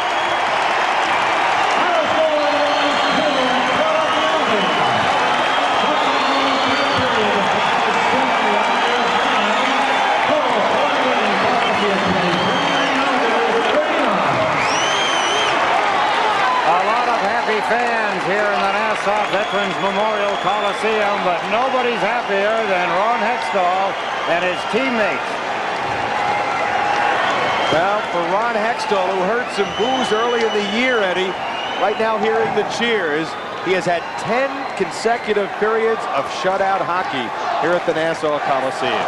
Well, that says a lot for the way the Islanders are playing here. They want to make sure that this stays as a place that teams don't come in thinking they're going to come out with easy points. And with this kind of a demonstration, a lot of scouts here at this hockey game, they did just that. It's the Islanders' 7th straight victory here at home. And they win it tonight 2-0 as Al Arbor, proud of his club's effort, heads to the locker room, and now not much time to get ready for the Quebec Nordique, another club that the Islanders have to be concerned about as they get set for the playoffs. We'll be back with our post-game comments. Islanders shut out the Flyers 2-0.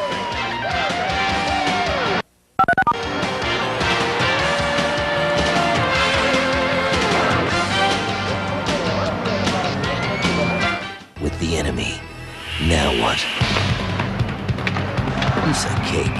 Ron Hextall and the New York Islanders, only on Sports Channel. Championship-type hockey game tonight as they come up with a 2-0 victory. Let's take a look at the scoring summary. Scott LaChance got his third of the year from Benoit Hogue and Tom Curvers, 9-11 of the opening period. And the only other goal of the game came in the second period. Pierre Turgeon, who had a marvelous game tonight, his 22nd of the year, set up by Derek King at 3:51. That's the way this game ended, with the Islanders shutting out Philadelphia 2-0, no scoring in the third period. And as far as shots on goal, the Tri-State Ford shots on goal, the Islanders with 9, Flyers with 7, Islanders with 39 shots on goal, and Ron Hextall with a shutout as he faced 23 shots. Standing by, Stan Fischler with one of the heroes in tonight's game, Scott LaChance. Thanks, Barry. Well, a lot of Islanders have something to smile about, particularly this guy. You smiling? I'm smiling. You better smile, because this was one of the most stirring games. I thought, based on the shots on goal, that, you know, the Isles could have won this game 6-0 because Roussel was outstanding for them. Your thoughts? Yeah, I think we were tremendous in the transition game. I mean, anytime they did get it in our zone, they were trying to dump it in, and Hexie did a tremendous job getting up to the forwards. And I think that was the key to the game, was the transition. Before the game, Eddie Westfall, Barry Landers was saying this is just the must game. And with all that pressure on, I thought that the Islanders, yourself in particular, handled yourself with a lot of poise tonight. Yeah, like I said, Hexie did a great job. It was one of those things where we came together as a team, and it seems to be where our team has to be for something. It has to be something where it's a must-win, and I think we come together, and I think that's what we're going to have to do the next 25 or so games that we have. Hextall outstanding, obviously, 3 straight shutouts at home. But as a defenseman, you have to interplay with him because he passes the puck all the time. Do you ever work plays with your goaltender? Oh, definitely. I mean, we know that when Hexie has the puck, instead of holding the guy up, we're going to let the player come into Hexie, and we're going to try to peel off to the corners, and it makes it that much easier, and that's, I think, the key. Now, the winning goal, obviously, was your goal. It was the first goal of the game, and so significant. When you scored the goal, did it ever dawn to you that this would be the winning goal?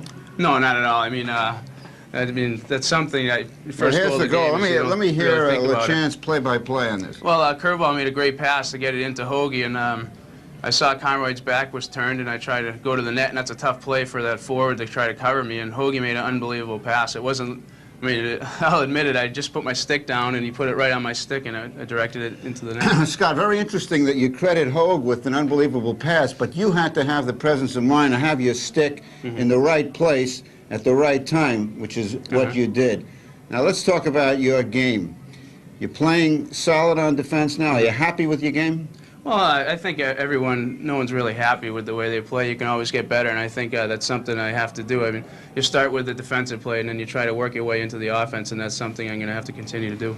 Any Islander fan who is looking at this season has his eyes on the standings, looking at that playoff berth. Now it gets a little bit closer, the home stretch. How do you see it unfolding? I think that's definitely the key to the season right now is how we do in this home stretch, and that's going to pull us through to the end of the season, I think.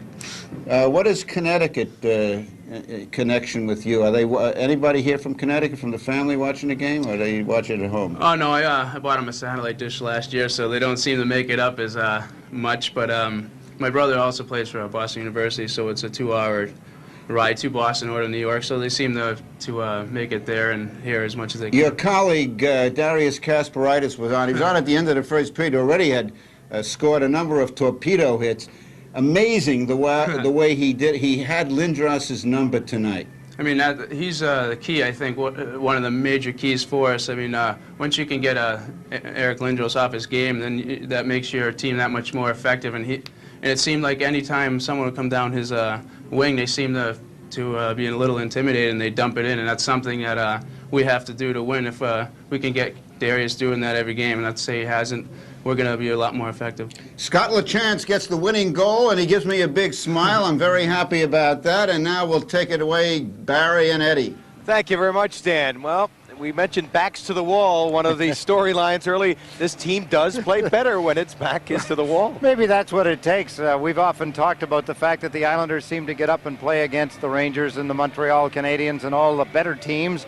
They play better against them, and maybe Scott LaChance pointing out the fact that maybe the Islanders have to dig themselves enough of a hole before they get serious about this game and then start to work their way out. Can only hope that they get out of the hole both feet and both hands. Well, certainly was that way last year when they had their backs to the wall down the stretch making the playoffs. As far as tonight's game is concerned, how about our Fleet Bank player who made the difference tonight? Fleet Bank player who made the difference, that's Darius Kasparaitis. And I know that Ron Hextall got a shutout as he heads in the dressing room. Look at this, Al Arbor, Darius Kasparaitis. Al Arbor recognizes the fact that in the early part of the hockey game, Kasparaitis set the tone with Eric Lindros. Rick Green is over on the left side of that picture. He is the defense coach of the Islanders, and he also giving Darius Kasparaitis some verbal recognition for an outstanding hockey game, the Fleet Bank player who made the difference. Well, Stan, as you folks may have heard the interview between the first and second period, Kasparaitis said exactly that. He wanted to set the tone, and I think his teammates picked up on it. I think if I remember correctly, he said something about, well, you hit all kinds of players, but they always remember when you hit the stars. That's the one I like to hit. Well, he certainly hit the stars. And how about our Bud play of the game? We've seen it already, but let's take another look at it. The opening goal of the hockey game. Scott LaChance played probably the best game that he's played in an Islander uniform. Well, a lot of people say that's saying a lot, but he did a lot. He knew enough. The presence of mind to head for the net and took it off the stick of Hoagie, as he called him. Hoagie put it on his tape, and he just shoved it into the net. The Bud play of the game. The first goal of the game, the winning goal of the game. And the Islanders skate off with a 2-0 victory. We'll be back with more from the Nassau Coliseum. It's the Islanders 2 and the Flyers 0.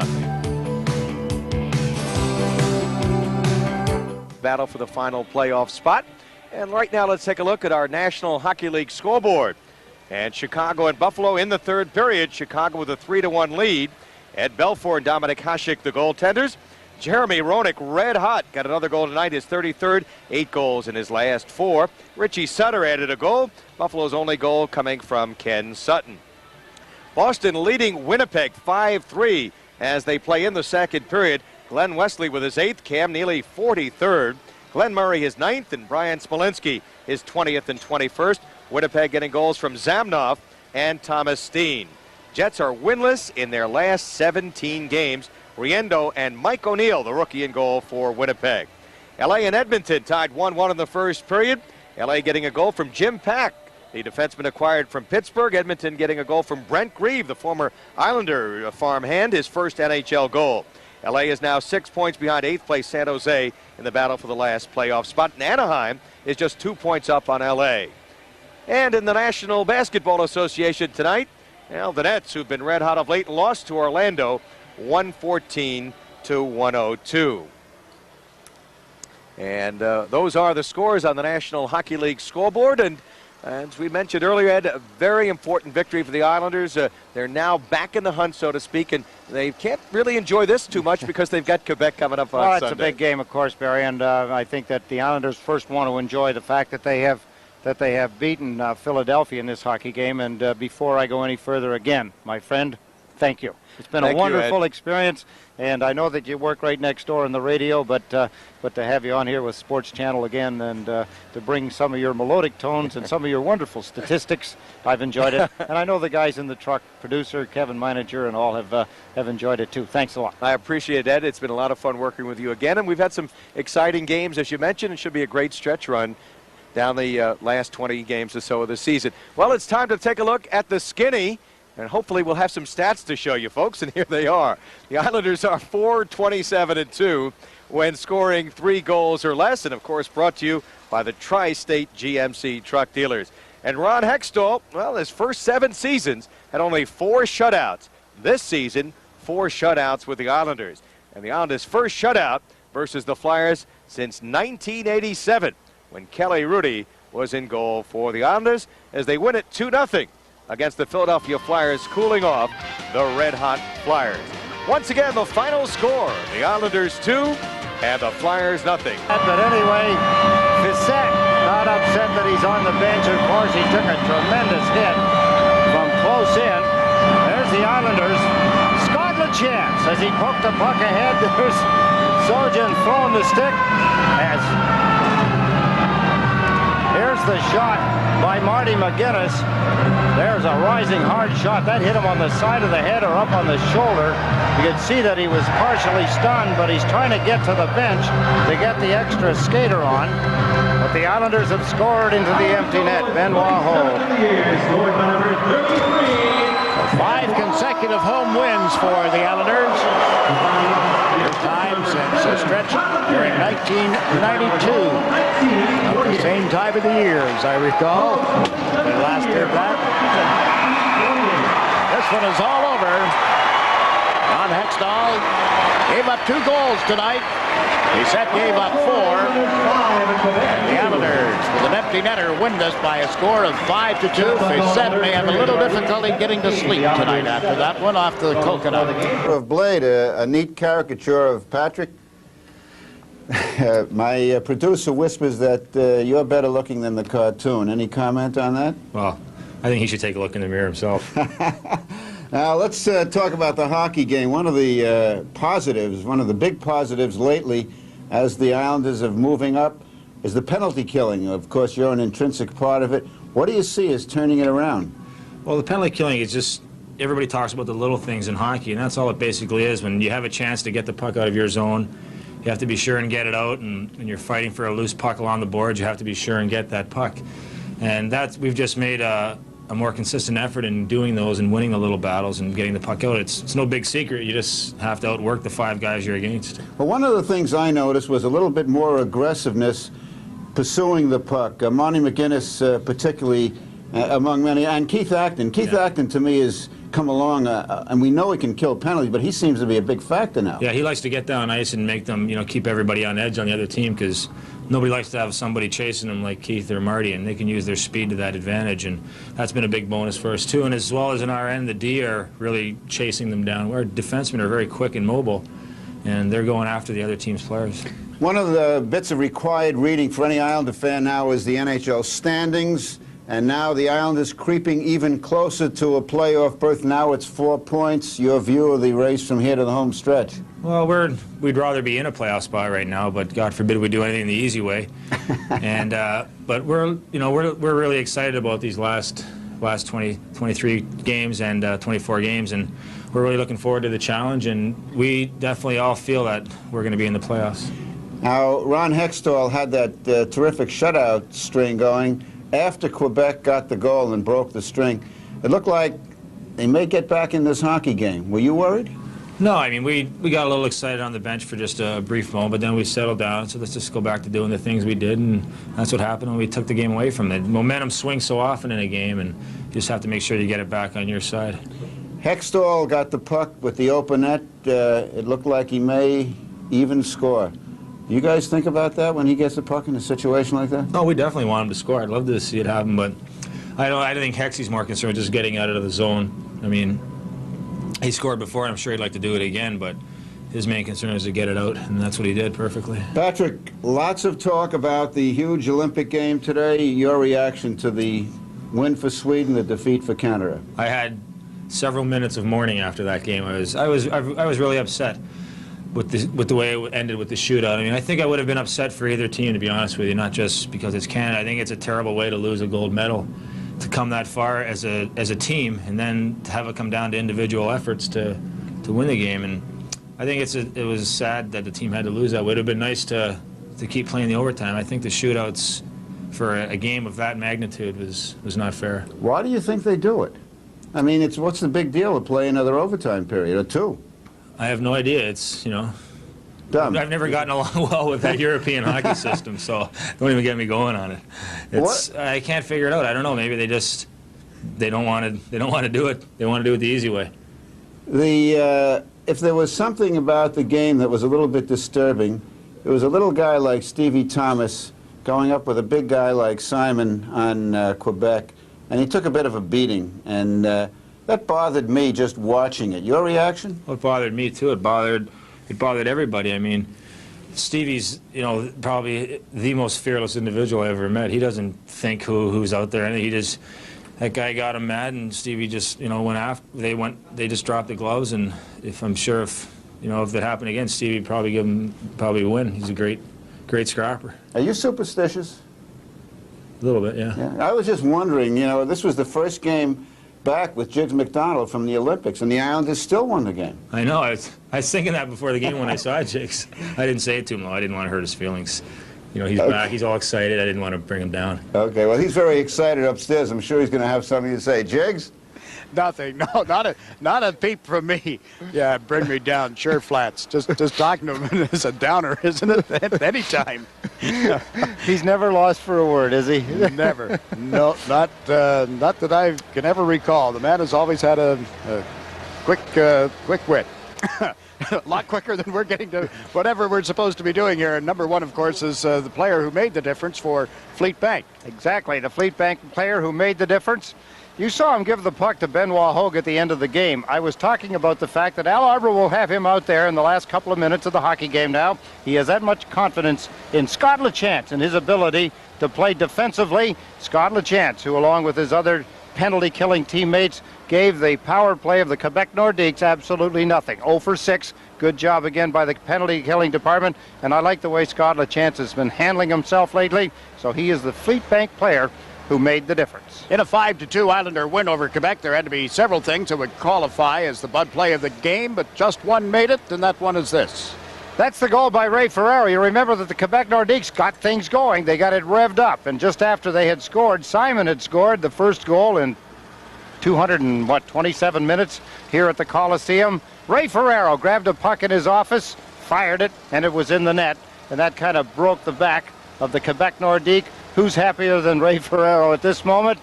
And he seems to be getting more involved, and things are going his way as he works hard and gets himself out of a little bit of a spot that he'd been in. So the Islanders go on to a 5-2 win over the Quebec Nordique. We'll have more from the Nassau Coliseum. Look at the scoreboard and the skinny right after this. Going on there, yeah, that's not good. Well, the Islanders have things turned around, Jiggs. I think you'd have to say that they played a pretty solid hockey game. When they did get in a little trouble, you notice that they got back out of the problem in a hurry.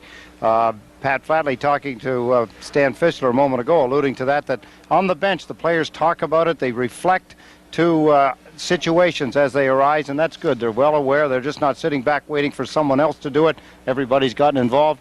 And I also noticed that Al Arbour's getting a lot of mileage out of more of the team. Mm-hmm. You can't get down to that short bench and play the last period with, with the same maybe 8 or 10 players. You've got to spread that out. Yeah, there's a nice gel there right now. They each line coming over the boards seem to keep the tempo of the game at the same level as the previous line. Well, that would probably bring you up to date on that. You know, you noticed that the lines are back to where they were last year when they ran in and made the playoffs and then went on through the playoffs with that setup of the lines.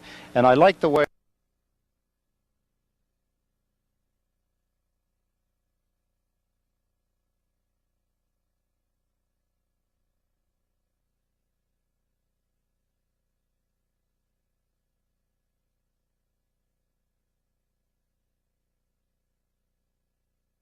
the Blues out shooting the Islanders 11-8. Islanders 0 for 1 on the power play. From the point, Malakoff, a shot, save, rebound to Curvers to Malakoff. He steps into it and scores. May have been deflected. The drive from the right point by 23-year-old Vladimir Malakoff. And the Islanders with a power play goal make it 2-0. Malakoff shoots the puck as well as anyone in the league. It starts with a face-off. The Islanders win it. Turgeon against Shanahan, and then the Islanders get some chances. The first shot from Malakoff. Now he's going to get another one. Now Steve Thomas, number 32, is in front of Curtis Joseph. The long shot looked like Thomas got a stick on it, deflected it past Curtis Joseph. The key, the long shot, but it's low. It's easy for Thomas to get in front with his stick and deflect it. Joseph didn't have a chance. It's 2-1 Islanders, or 2-0, pardon me. This game reminds me so much of the first game of this trip, Joe. The Blues came out. Made the save. The puck dropped below him, and then he covered up. The Islanders without their big defenseman, Uwe Krupp. John Kaminsky not dressed. Dean Chanuth not dressed.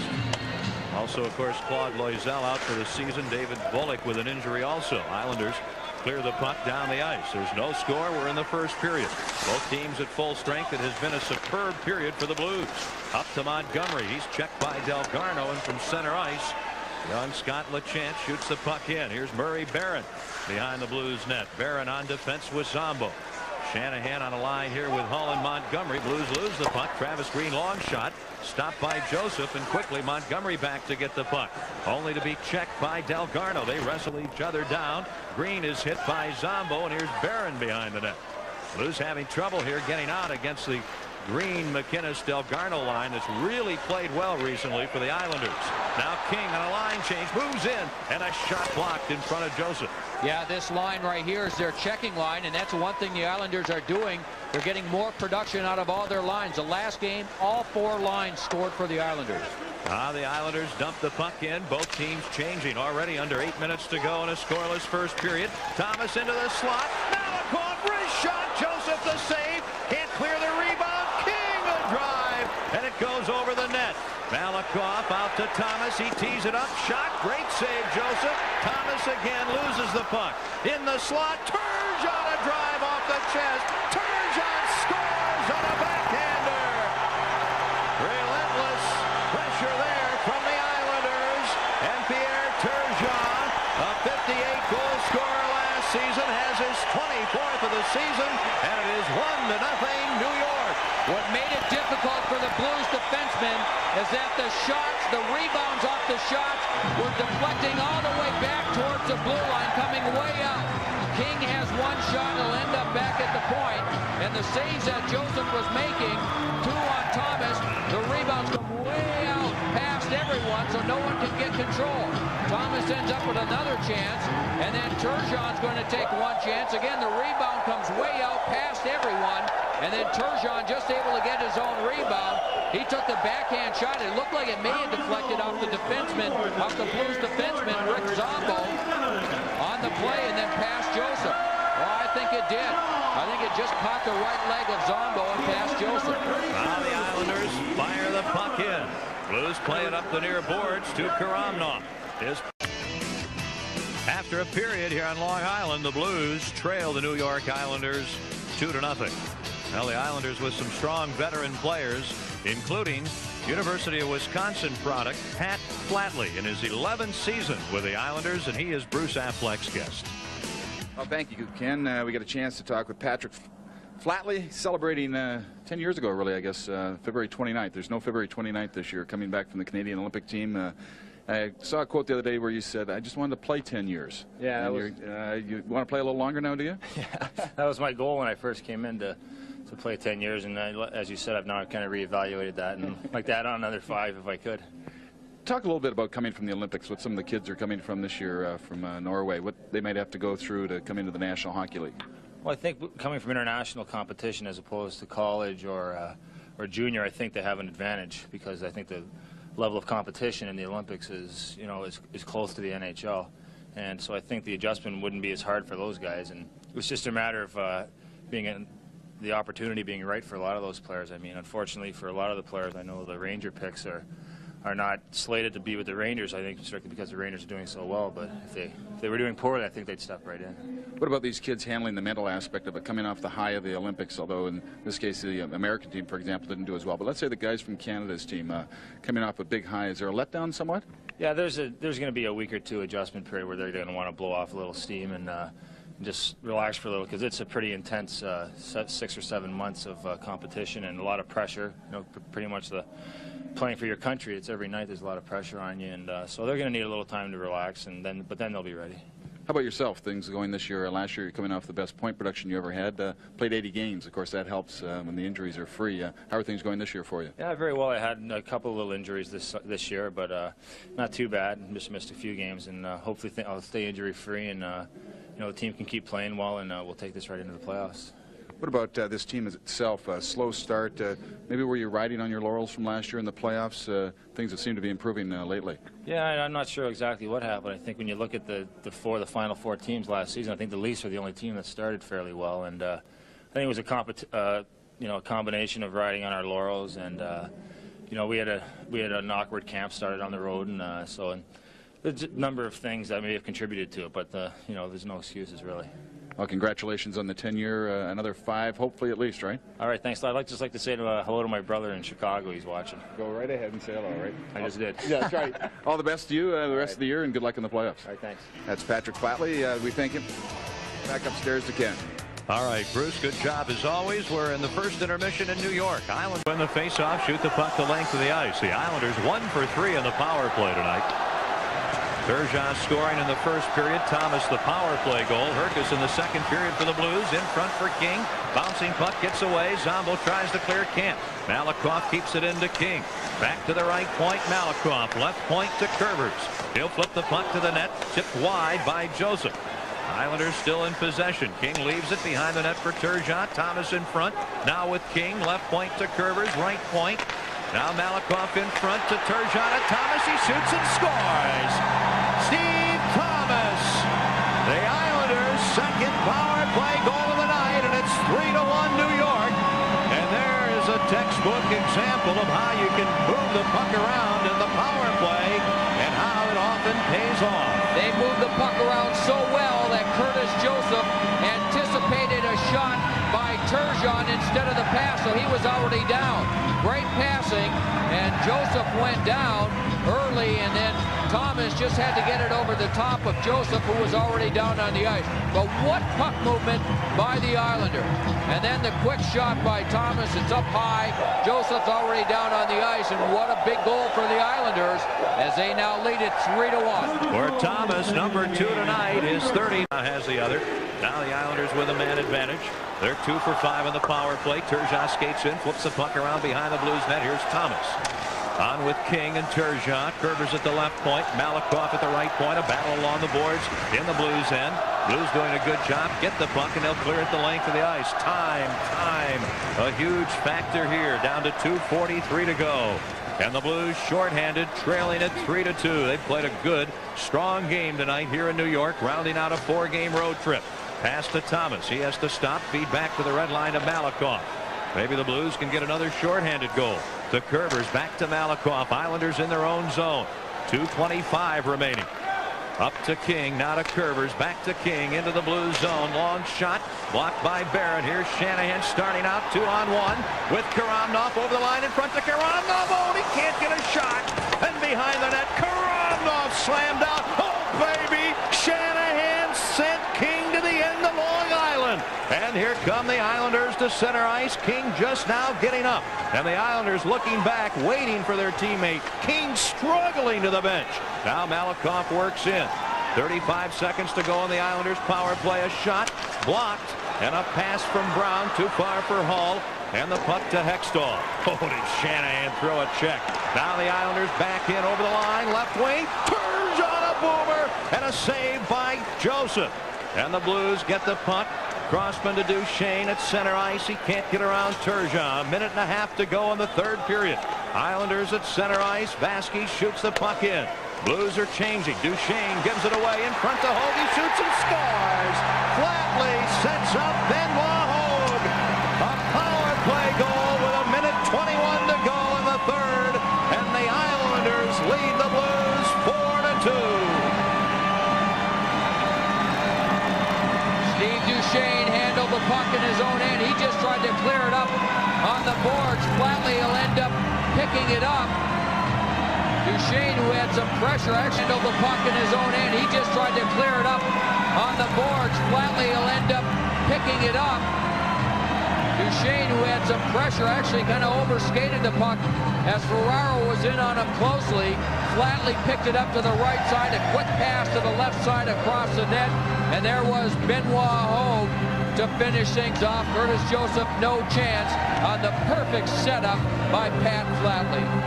So the Islanders, big story tonight. They have gone 3 for 6 on the power play.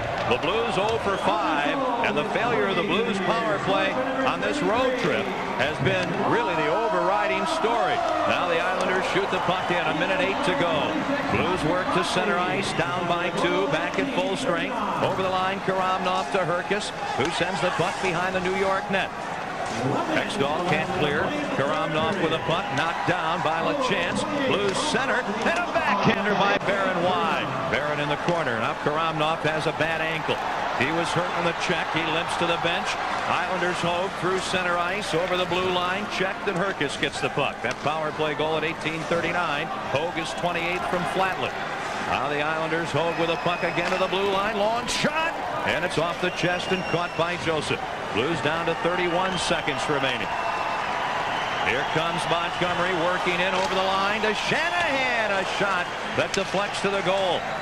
The save made. Montgomery centers. Here's Tilley with a bouncing puck. Sends it towards the goal. Knocked down. Vasky clears it out. Brought back in offside by Steve Duchesne. We're down to 14 and 4/10 seconds remaining here in period 3, and the Blues trailing the Islanders 4-2. Fans, every Wednesday, the Post-Dispatch brings you inside hockey with a look at the ex-Blues Player of the Week and a recap of memorable quotes from around the NHL.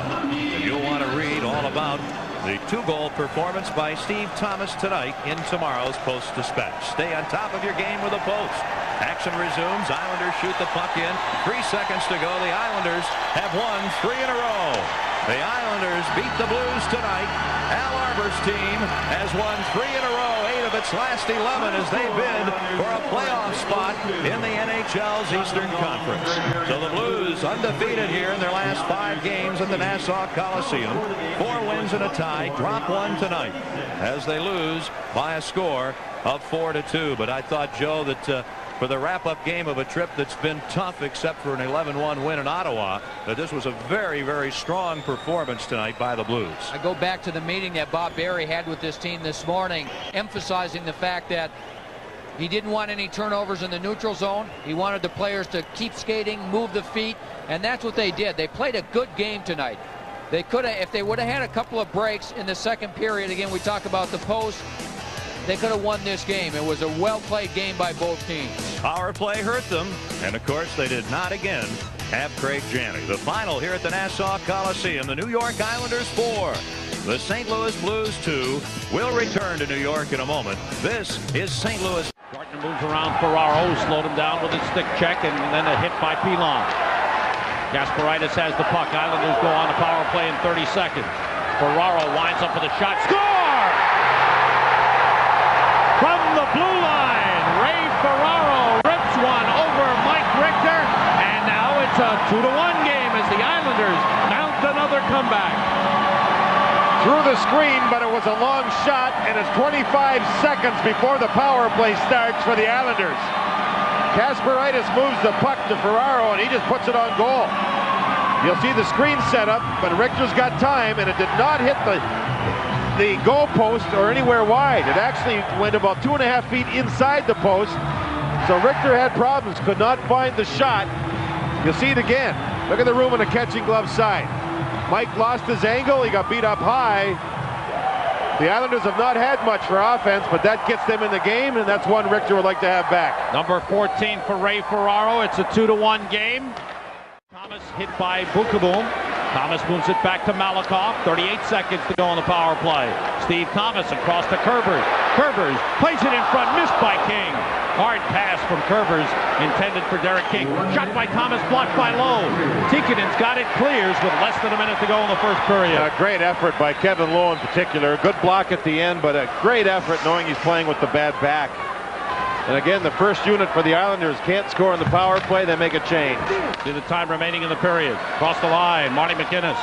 Marty McInnes pass blocked by Jay Wells. Kasparaitis across to the open man, Scott LaChance. Final seconds of the power play for McInnes. He scores! With 2 seconds left in the power play. Marty McInnes ties it. Great pass from the point. Sets up McInnes. That was LaChance with the pass, and a great shot by McInnes. The quick shot, the accurate shot, and Mike Richter had no chance at all. It's a beautiful play. It really is. Kasparaitis uses the entire ice surface to move the puck across to LaChance, and he does the same thing to move the puck back to McInnes. And Green, number 39, skates through the middle to provide the pick. And that blocks out the defenseman, and you see Richter has that long road trip. Great release by McInnes. That's a super play by the Islanders.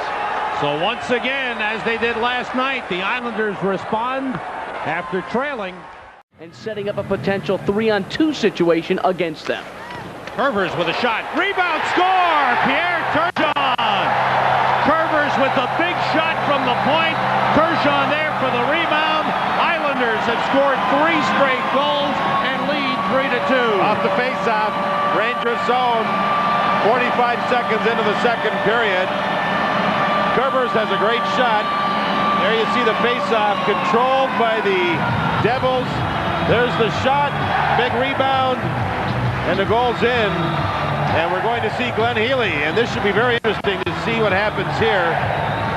There's the shot, and Richter can't get there on the rebound. Should be very interesting to see how the fans react as Glenn Healy is getting ready. Glenn Healy gets the call.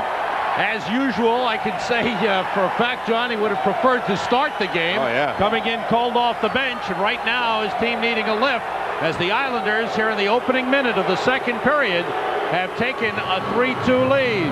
And Turgeon continues on his point-scoring streak, now has a 7-game point-scoring streak, picking up the goal since he returned from the injury. The Islanders 5-1-1 since he came back. Last night just tested the guy. We talk about him before games to be careful of him, and you know, and try not to let him get under your skin. If you get a chance, put your stick down his throat. Hogue played it off the stick. Hogue scores! Healy didn't get back in time, and the Islanders have scored their second power play goal to regain the lead. Goal by Benoit Hogue. Assist to Kasparaitis, even though he's sitting on the bench. He got it done. Glenn Healy had some trouble. He wants to be aggressive here with the puck, but you see he missed, and now he never recovers.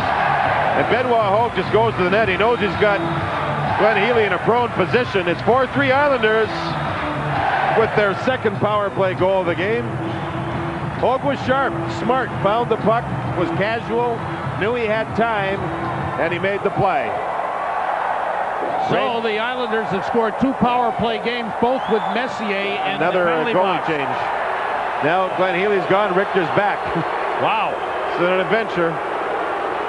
And then this is a first. Now Healy is saying something to Mike Keenan. I don't know.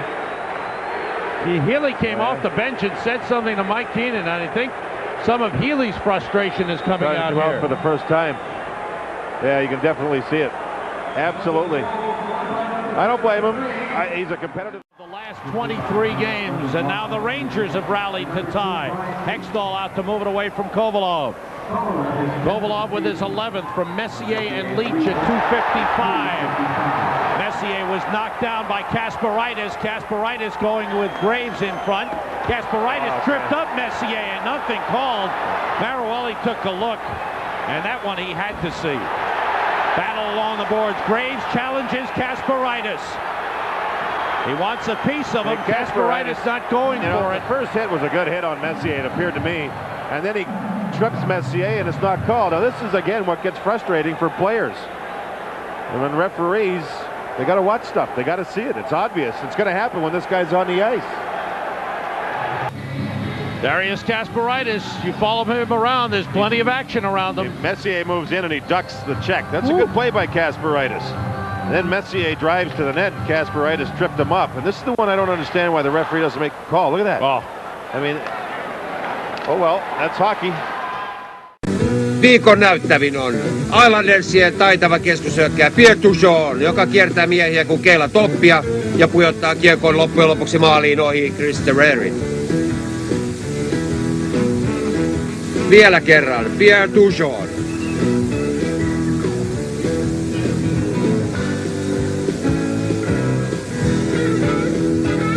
Tässä viikon maali.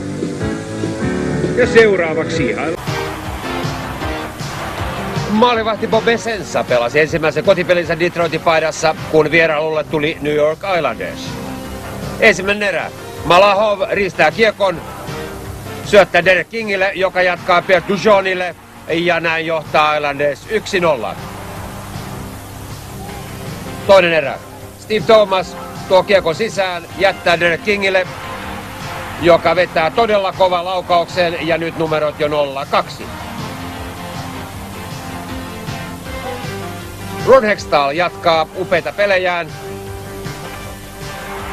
Tässä jää Dino Ciccarelli maalittomaksi. Ja Islandersien johto säilyy. Kolmas erä. Shepard ampuu ja sitten loppujen lopuksi Keith Primo pääsee iskemään kiekoon ohi Hextallin ja kaventaa 1-2. Detroit pelaa ilman maalivahtia. Ja King pääsee vielä rankaisemaan tyhjään maaliin 3-1. Ja Islanders jatkaa vahvaa nousuaan kohti playoff-paikkaa.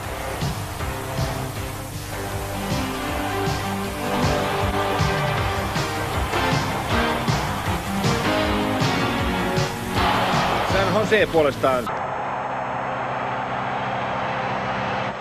McGinnis, right back to Curvers, to Marty McGinnis, to Tom Curvers, up the slot, Brooklyn scores! Turgeon protected it for King, on to Thomas. Steve Thomas, backhand pass, King scores! The Islanders, who trailed 4-0 at one time in this hockey game, are now within one. Here Turgeon comes off the right wing boards, giving it to Thomas. To King, he scores! It's good! 4-4! 2 goals in the second period. Overtime. On to Marty McGinnis, now to Malakoff. Right side to Turgeon, over the Tampa line. Turgeon to Malakoff, shoots, he scores! Defenseman Vladimir Malakoff got the winner. The Islanders took the game 5-4. And if a playoff spot is to be their destiny, the Isles will look back to this game as the night it all started to go right. Out come the Islanders. Turgeon is across the line. Turgeon around Abilene, cuts in. He scores! Oh, was that pretty? Great goal scorers have great minds. They're very creative. Rangers scoreless there late in the first period. Montreal and the Islanders from Nassau Coliseum. Derek King. Little feed to Pierre Turgeon. He beats Ron Tugnut in goal tonight. Make it 1-0 Islanders. Then it would be the other way around. It's Pierre Turgeon. The shot, Derek King tips it home. So 1-1 for those two players apiece. And after one, the Islanders have the 2-0 lead over the Canadiens. Steve Levy. Yeah, thanks. Second period, the Islanders leading Canadiens. It was 2-0, then it was 2-1. And make it 2-2. Gilbert Dion out from behind the net to Paul DiPietro on the backhander to tie it at 2. Gary and Bill? Steve, those guys, and that'll get the whistle. Steve Levy. Gary, to Uniondale we go. 2 minutes after the Habs had tied things at 2, the Isles roar back. Travis Green to Tom Curvers for the goal to make it 3-2 in favor of the Islanders. Back to Buffalo. Down to the final week it's going to go as far as the standings and positioning is concerned. The Rangers and Devils battling for first overall. There you see Washington, Florida in playoff positions with the Islanders still having a shot at it. They've got to go by Philadelphia to get there and somebody else if they're going to make it. And Islanders going at it. Ron Tugnut, a rare start. Patrick Roy has been going through a slump. First period, Tugnut tested early and often. Derek King splits the defender, and Pierre Turgeon scores the goal. Still in the first, Montreal on the attack. Oleg Petrov the shot, Hextall the save, Guy Carbonneau the follow. Hextall perfect through one, Isles on top. Second period, Habs storm back. Paul DiPietro in front of the net. Habs would tie it at 2, but New York would come back and score a goal. The shot from Tom Curvers. That would put the Islanders up by a score of 3-2. Brad Dalgarno has scored, so make it 4-2. The Islanders trying to go 4-0-0 against Montreal this year. They're up 4-2 after 2. The Jets... To me, a strong defense, and the same with the Devils. That's really an amazing number for those two teams. Steve Levy. Gary, the Islanders coming into tonight 5 points out of a playoff spot with 8 games left. At home taking on the Canadiens. Pierre Turgeon and Derek King. Steve Thomas somehow got a piece of it. Actually, they gave him the goal. 4-2 Isles tonight. Canadiens and Islanders from Nassau Coliseum. Ron Tugnut in place of Patrick Roy, who's been slumping a bit. First period, Tugnut would be tested. Derek King to Pierre Turgeon for the goal. Still in the first, Montreal in the attack. Oleg Petrov the shot. Ron Hextall makes the save. Guy Carbonneau the follow. Hextall stops that one as well. 2-0 Isles after 1. Second period, Habs come back. Paul DiPietro the goal in front of the net. The Habs would tie it at 2. And then Tom Curvers would fire from the top of the circle to put the Islanders out in front by a score of 3-2. And the Islanders would add more. Pierre Turgeon and Derek King. Steve Thomas gets credit for that one. Big night for Turgeon and King. 5-2 the final. The Islanders over the Canadiens. Elsewhere, Islanders in Philadelphia, just an outside chance in Washington. They might even be caught. In the West. In the third period, in place of Patrick Waugh, who's been slumping a bit. First period, Tugnutt would be tested. Derek King to Pierre Turgeon for the goal. Still in the first, Montreal in the attack. Oleg Petrov the shot. Ron Hextall makes the save. Guy Carbonneau the follow. Hextall stops that one as well. 2-0 Isles after one. Second period, Habs come back. Paul DiPietro the goal. In front of the net. The Habs would tie it at 2. And then Tom Kerbers would fire from the top of the circle to put the Islanders out in front by a score of 3-2. And the Islanders would add more. Pierre Turgeon and Derek King. Steve Thomas gets credit for that one. Big night for Turgeon and King. 5-2 the final. The Islanders over the Canadiens. With a puck and enjoyed a successful result, even if he didn't enjoy a kisser full of vulcanized rubber. Later in the third period, the Islanders used a more conventional method. It's out in front. Thomas holds it and scores! Steve Thomas, his 40th goal of the season. The game finished 3-3. 3 nights later, the Isles were in Landover, where the Capitals held a 3-2 lead with less than a minute left to play. But New York refused to knuckle under. Hold with the shot of the screen. Now the wraparound score for Rural. Unbelievable. If that game-tying goal with 43 seconds left was unbelievable, what do you call a tally that caps off a come-from-behind win in overtime? Here's Hoag's shot, score! The Islanders were happy to call Benoit Hoag's goal a two-pointer. It brought them 2 points. Trying to get some help from his veterans. Ray Ferraro with a nice move here, beating his former teammate Glenn Healy as the Islanders took a 1-0 lead. But the Rangers come back. This is Steve Larmer. This goal actually making it a 2-1 contest. The Rangers with the lead. Earlier, Mark Messier had scored for the first time since February the 18th. As a matter of fact, 26 games Mark Messier had gone without a goal. And 2-1 right now, the Rangers have a lead, including they killed off a 5-minute New York Islander power play. That was key in that game. Veterans Memorial Coliseum, where the Islanders battling for a playoff spot are behind at 2-1 at the end of the first period. Just sit down and watch this. This is a magnificent piece. For those of us in sports, you know, we sometimes forget what it really is all about. This 11-year-old boy you're about to hear about has an incredible heart, admires this New York Islander team, and take a look.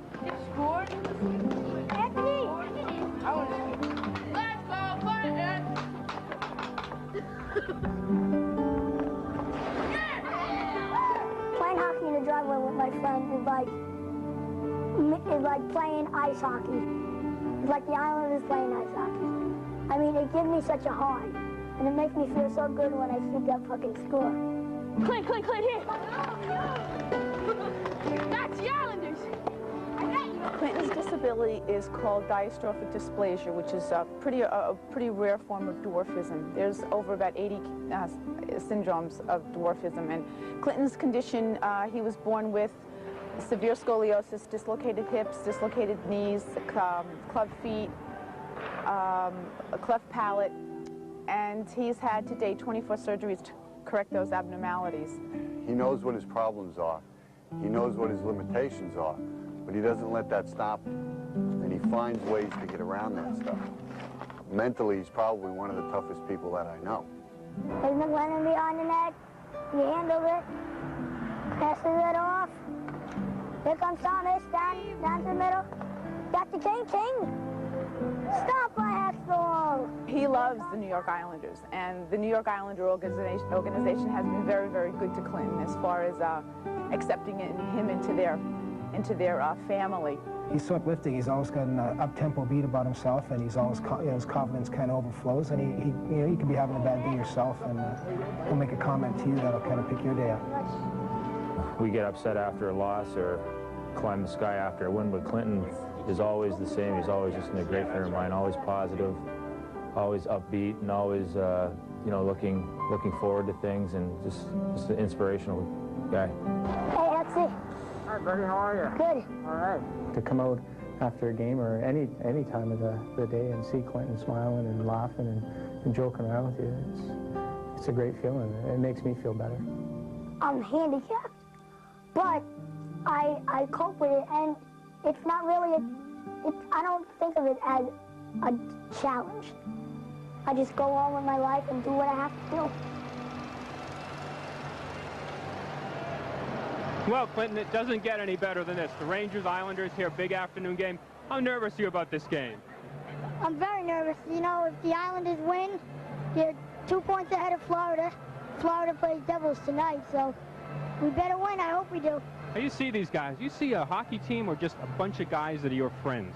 Well, I see both. You know, Islanders, they know me very well, and, you know, I'm very good friends with them. I think I see both.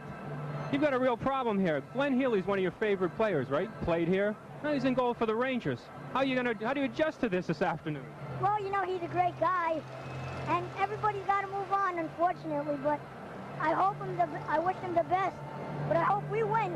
Can you believe that they use you as an inspiration, as a professional team, and you're the inspiration to the team? It's usually the other way around.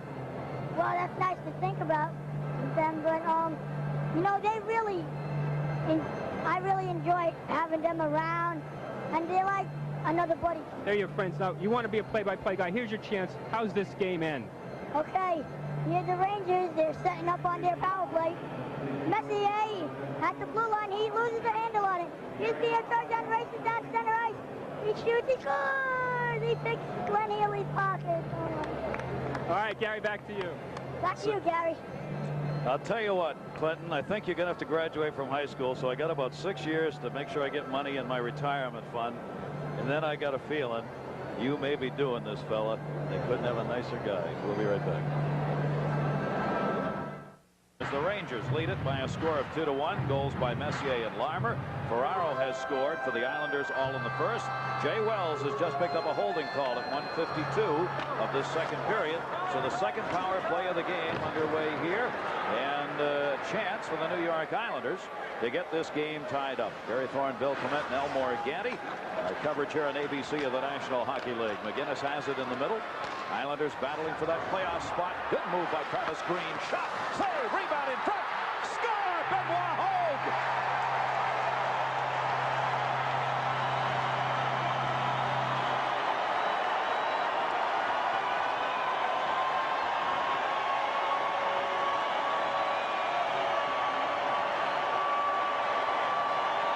Why, what an individual effort by Travis Green. The play moved up middle to Marty McGinnis. And watch, he'll just move it over to the boards and end the problem for the Rangers. If we stop right here, you see that he has beaten his man, Jeff Bugaboom, cleanly. And look at this. He's got access to the goal. He drives for it right away. Now, the Rangers cover up pretty well here, but it was his second effort, Travis Green's second effort that put it out to Benoit Hogue. But it started with Green really beating Jeff Bugaboom on the one-on-one, and that's what opened everything up ultimately for the Hogue goal. Benoit Hogue now is picked up. Checking here, starting the third. Scott and Chance. Chance sends it in, had to wait for Delgado to clear the zone. Held up behind the net by Healy, and the Rangers start the other way. Flipped up, not out. Hogue tried to get it back to Ferraro. Lost it. Shot missed wide. Brad Delgado. Great chance for Delgado. He gets it again. Delgado in the middle. All the way up to the line, Nube Kruk. Trying to get a backhand off, got hauled down by Graves. Graves reached in and hauled Kruk down just as he started to shoot. Glenn Healy pokes it away after holding the short side. That looked like a hook, but Terry Gregson was screened on the play. There were about 5 players plus the net in between Terry Gregson and the hook. Graves got away with one there. Messier moving in for the Rangers. Islanders up a goal. Shot, save made! Centering pass in front, and Hextall came up big as it was tipped in on net. Marty McGinnis. McGinnis to turn. He centered it right through the crease, and he paid for it. Bugaboom leveled it. McGinnis gets right back up, comes to the front of the net. Malakoff all alone. Malakoff scores!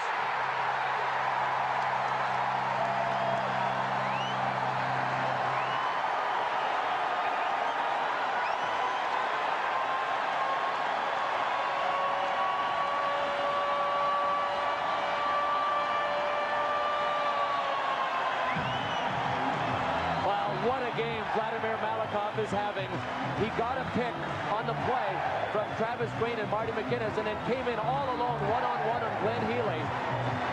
And Malakoff's second goal of the game gives the Islanders a 2-goal lead. There's the pick. I mean, he got a couple of picks in front from Green and McInnes, and did he take advantage of it? It's one thing to have the picks, it's another thing to spot them and to use them, and Malakoff used them perfectly. A big day for Vladimir Malakoff, former Soviet Red Army player for 4 years. Turgeon brings it in. Islanders up by 2. Turgeon, Healy the save. 5-3 lead for the New York Islanders. And Malakoff, 2 in the game. Kasparaitis centered. Kovalev was there. Kovalev pushes it back to the middle. Larmer dropped it off. Nato tried to center back to it. Turning it up by Steve Thomas. Thomas for the Islanders, and they are pumped. Save made by Van Beesbrook.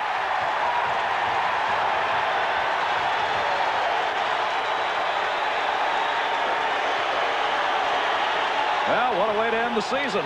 Well, I got to tell you something. That was a terrific move by Sigmund Palffy, and that should tell you what kind of save Van Beesbrook had to make on it. I mean, Van Beesbrook missed him with the stick. Palffy gave him the backhand move first, then moved to his forehand. Watch Van Beesbrook try to poke it with his stick and miss, and then get the right leg out. Terrific extension by John Van Beesbrook. What a save. Palffy had him until the last second. Abilities. On the second to last night of the hockey season, all the Islanders needed was a tie at Tampa Bay to clinch a playoff spot and eliminate Roger Nielsen's Panthers in the process. What are you smiling about, Raj? Second period scoreless. Derek King up to Steve Thomas on the right side. The fake goes high on Darren Pupa for the goal. 41 on the year. Isles up 1-0. 5.5 later, Pierre Turgeon to Thomas. Same shot pretty much from the same spot. His second of the night.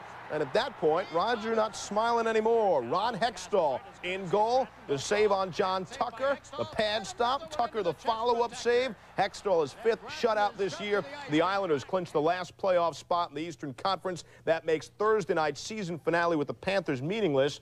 The Isles win despite being outshot 30-17. Isles will open the playoffs Sunday at the Garden in New York. It's in Florida. But the Islanders and their new ex-Slovakian Olympian Zygmunt Palffy with the penalty shot. Most exciting play in hockey. He shoots. He's stopped by Van Beesbrook. For Zygmunt, that would be the proverbial Freudian slip. Panthers go on to win 4-1. The game did not mean anything. The Panthers had already been eliminated after that marvelous expansion first-year season in the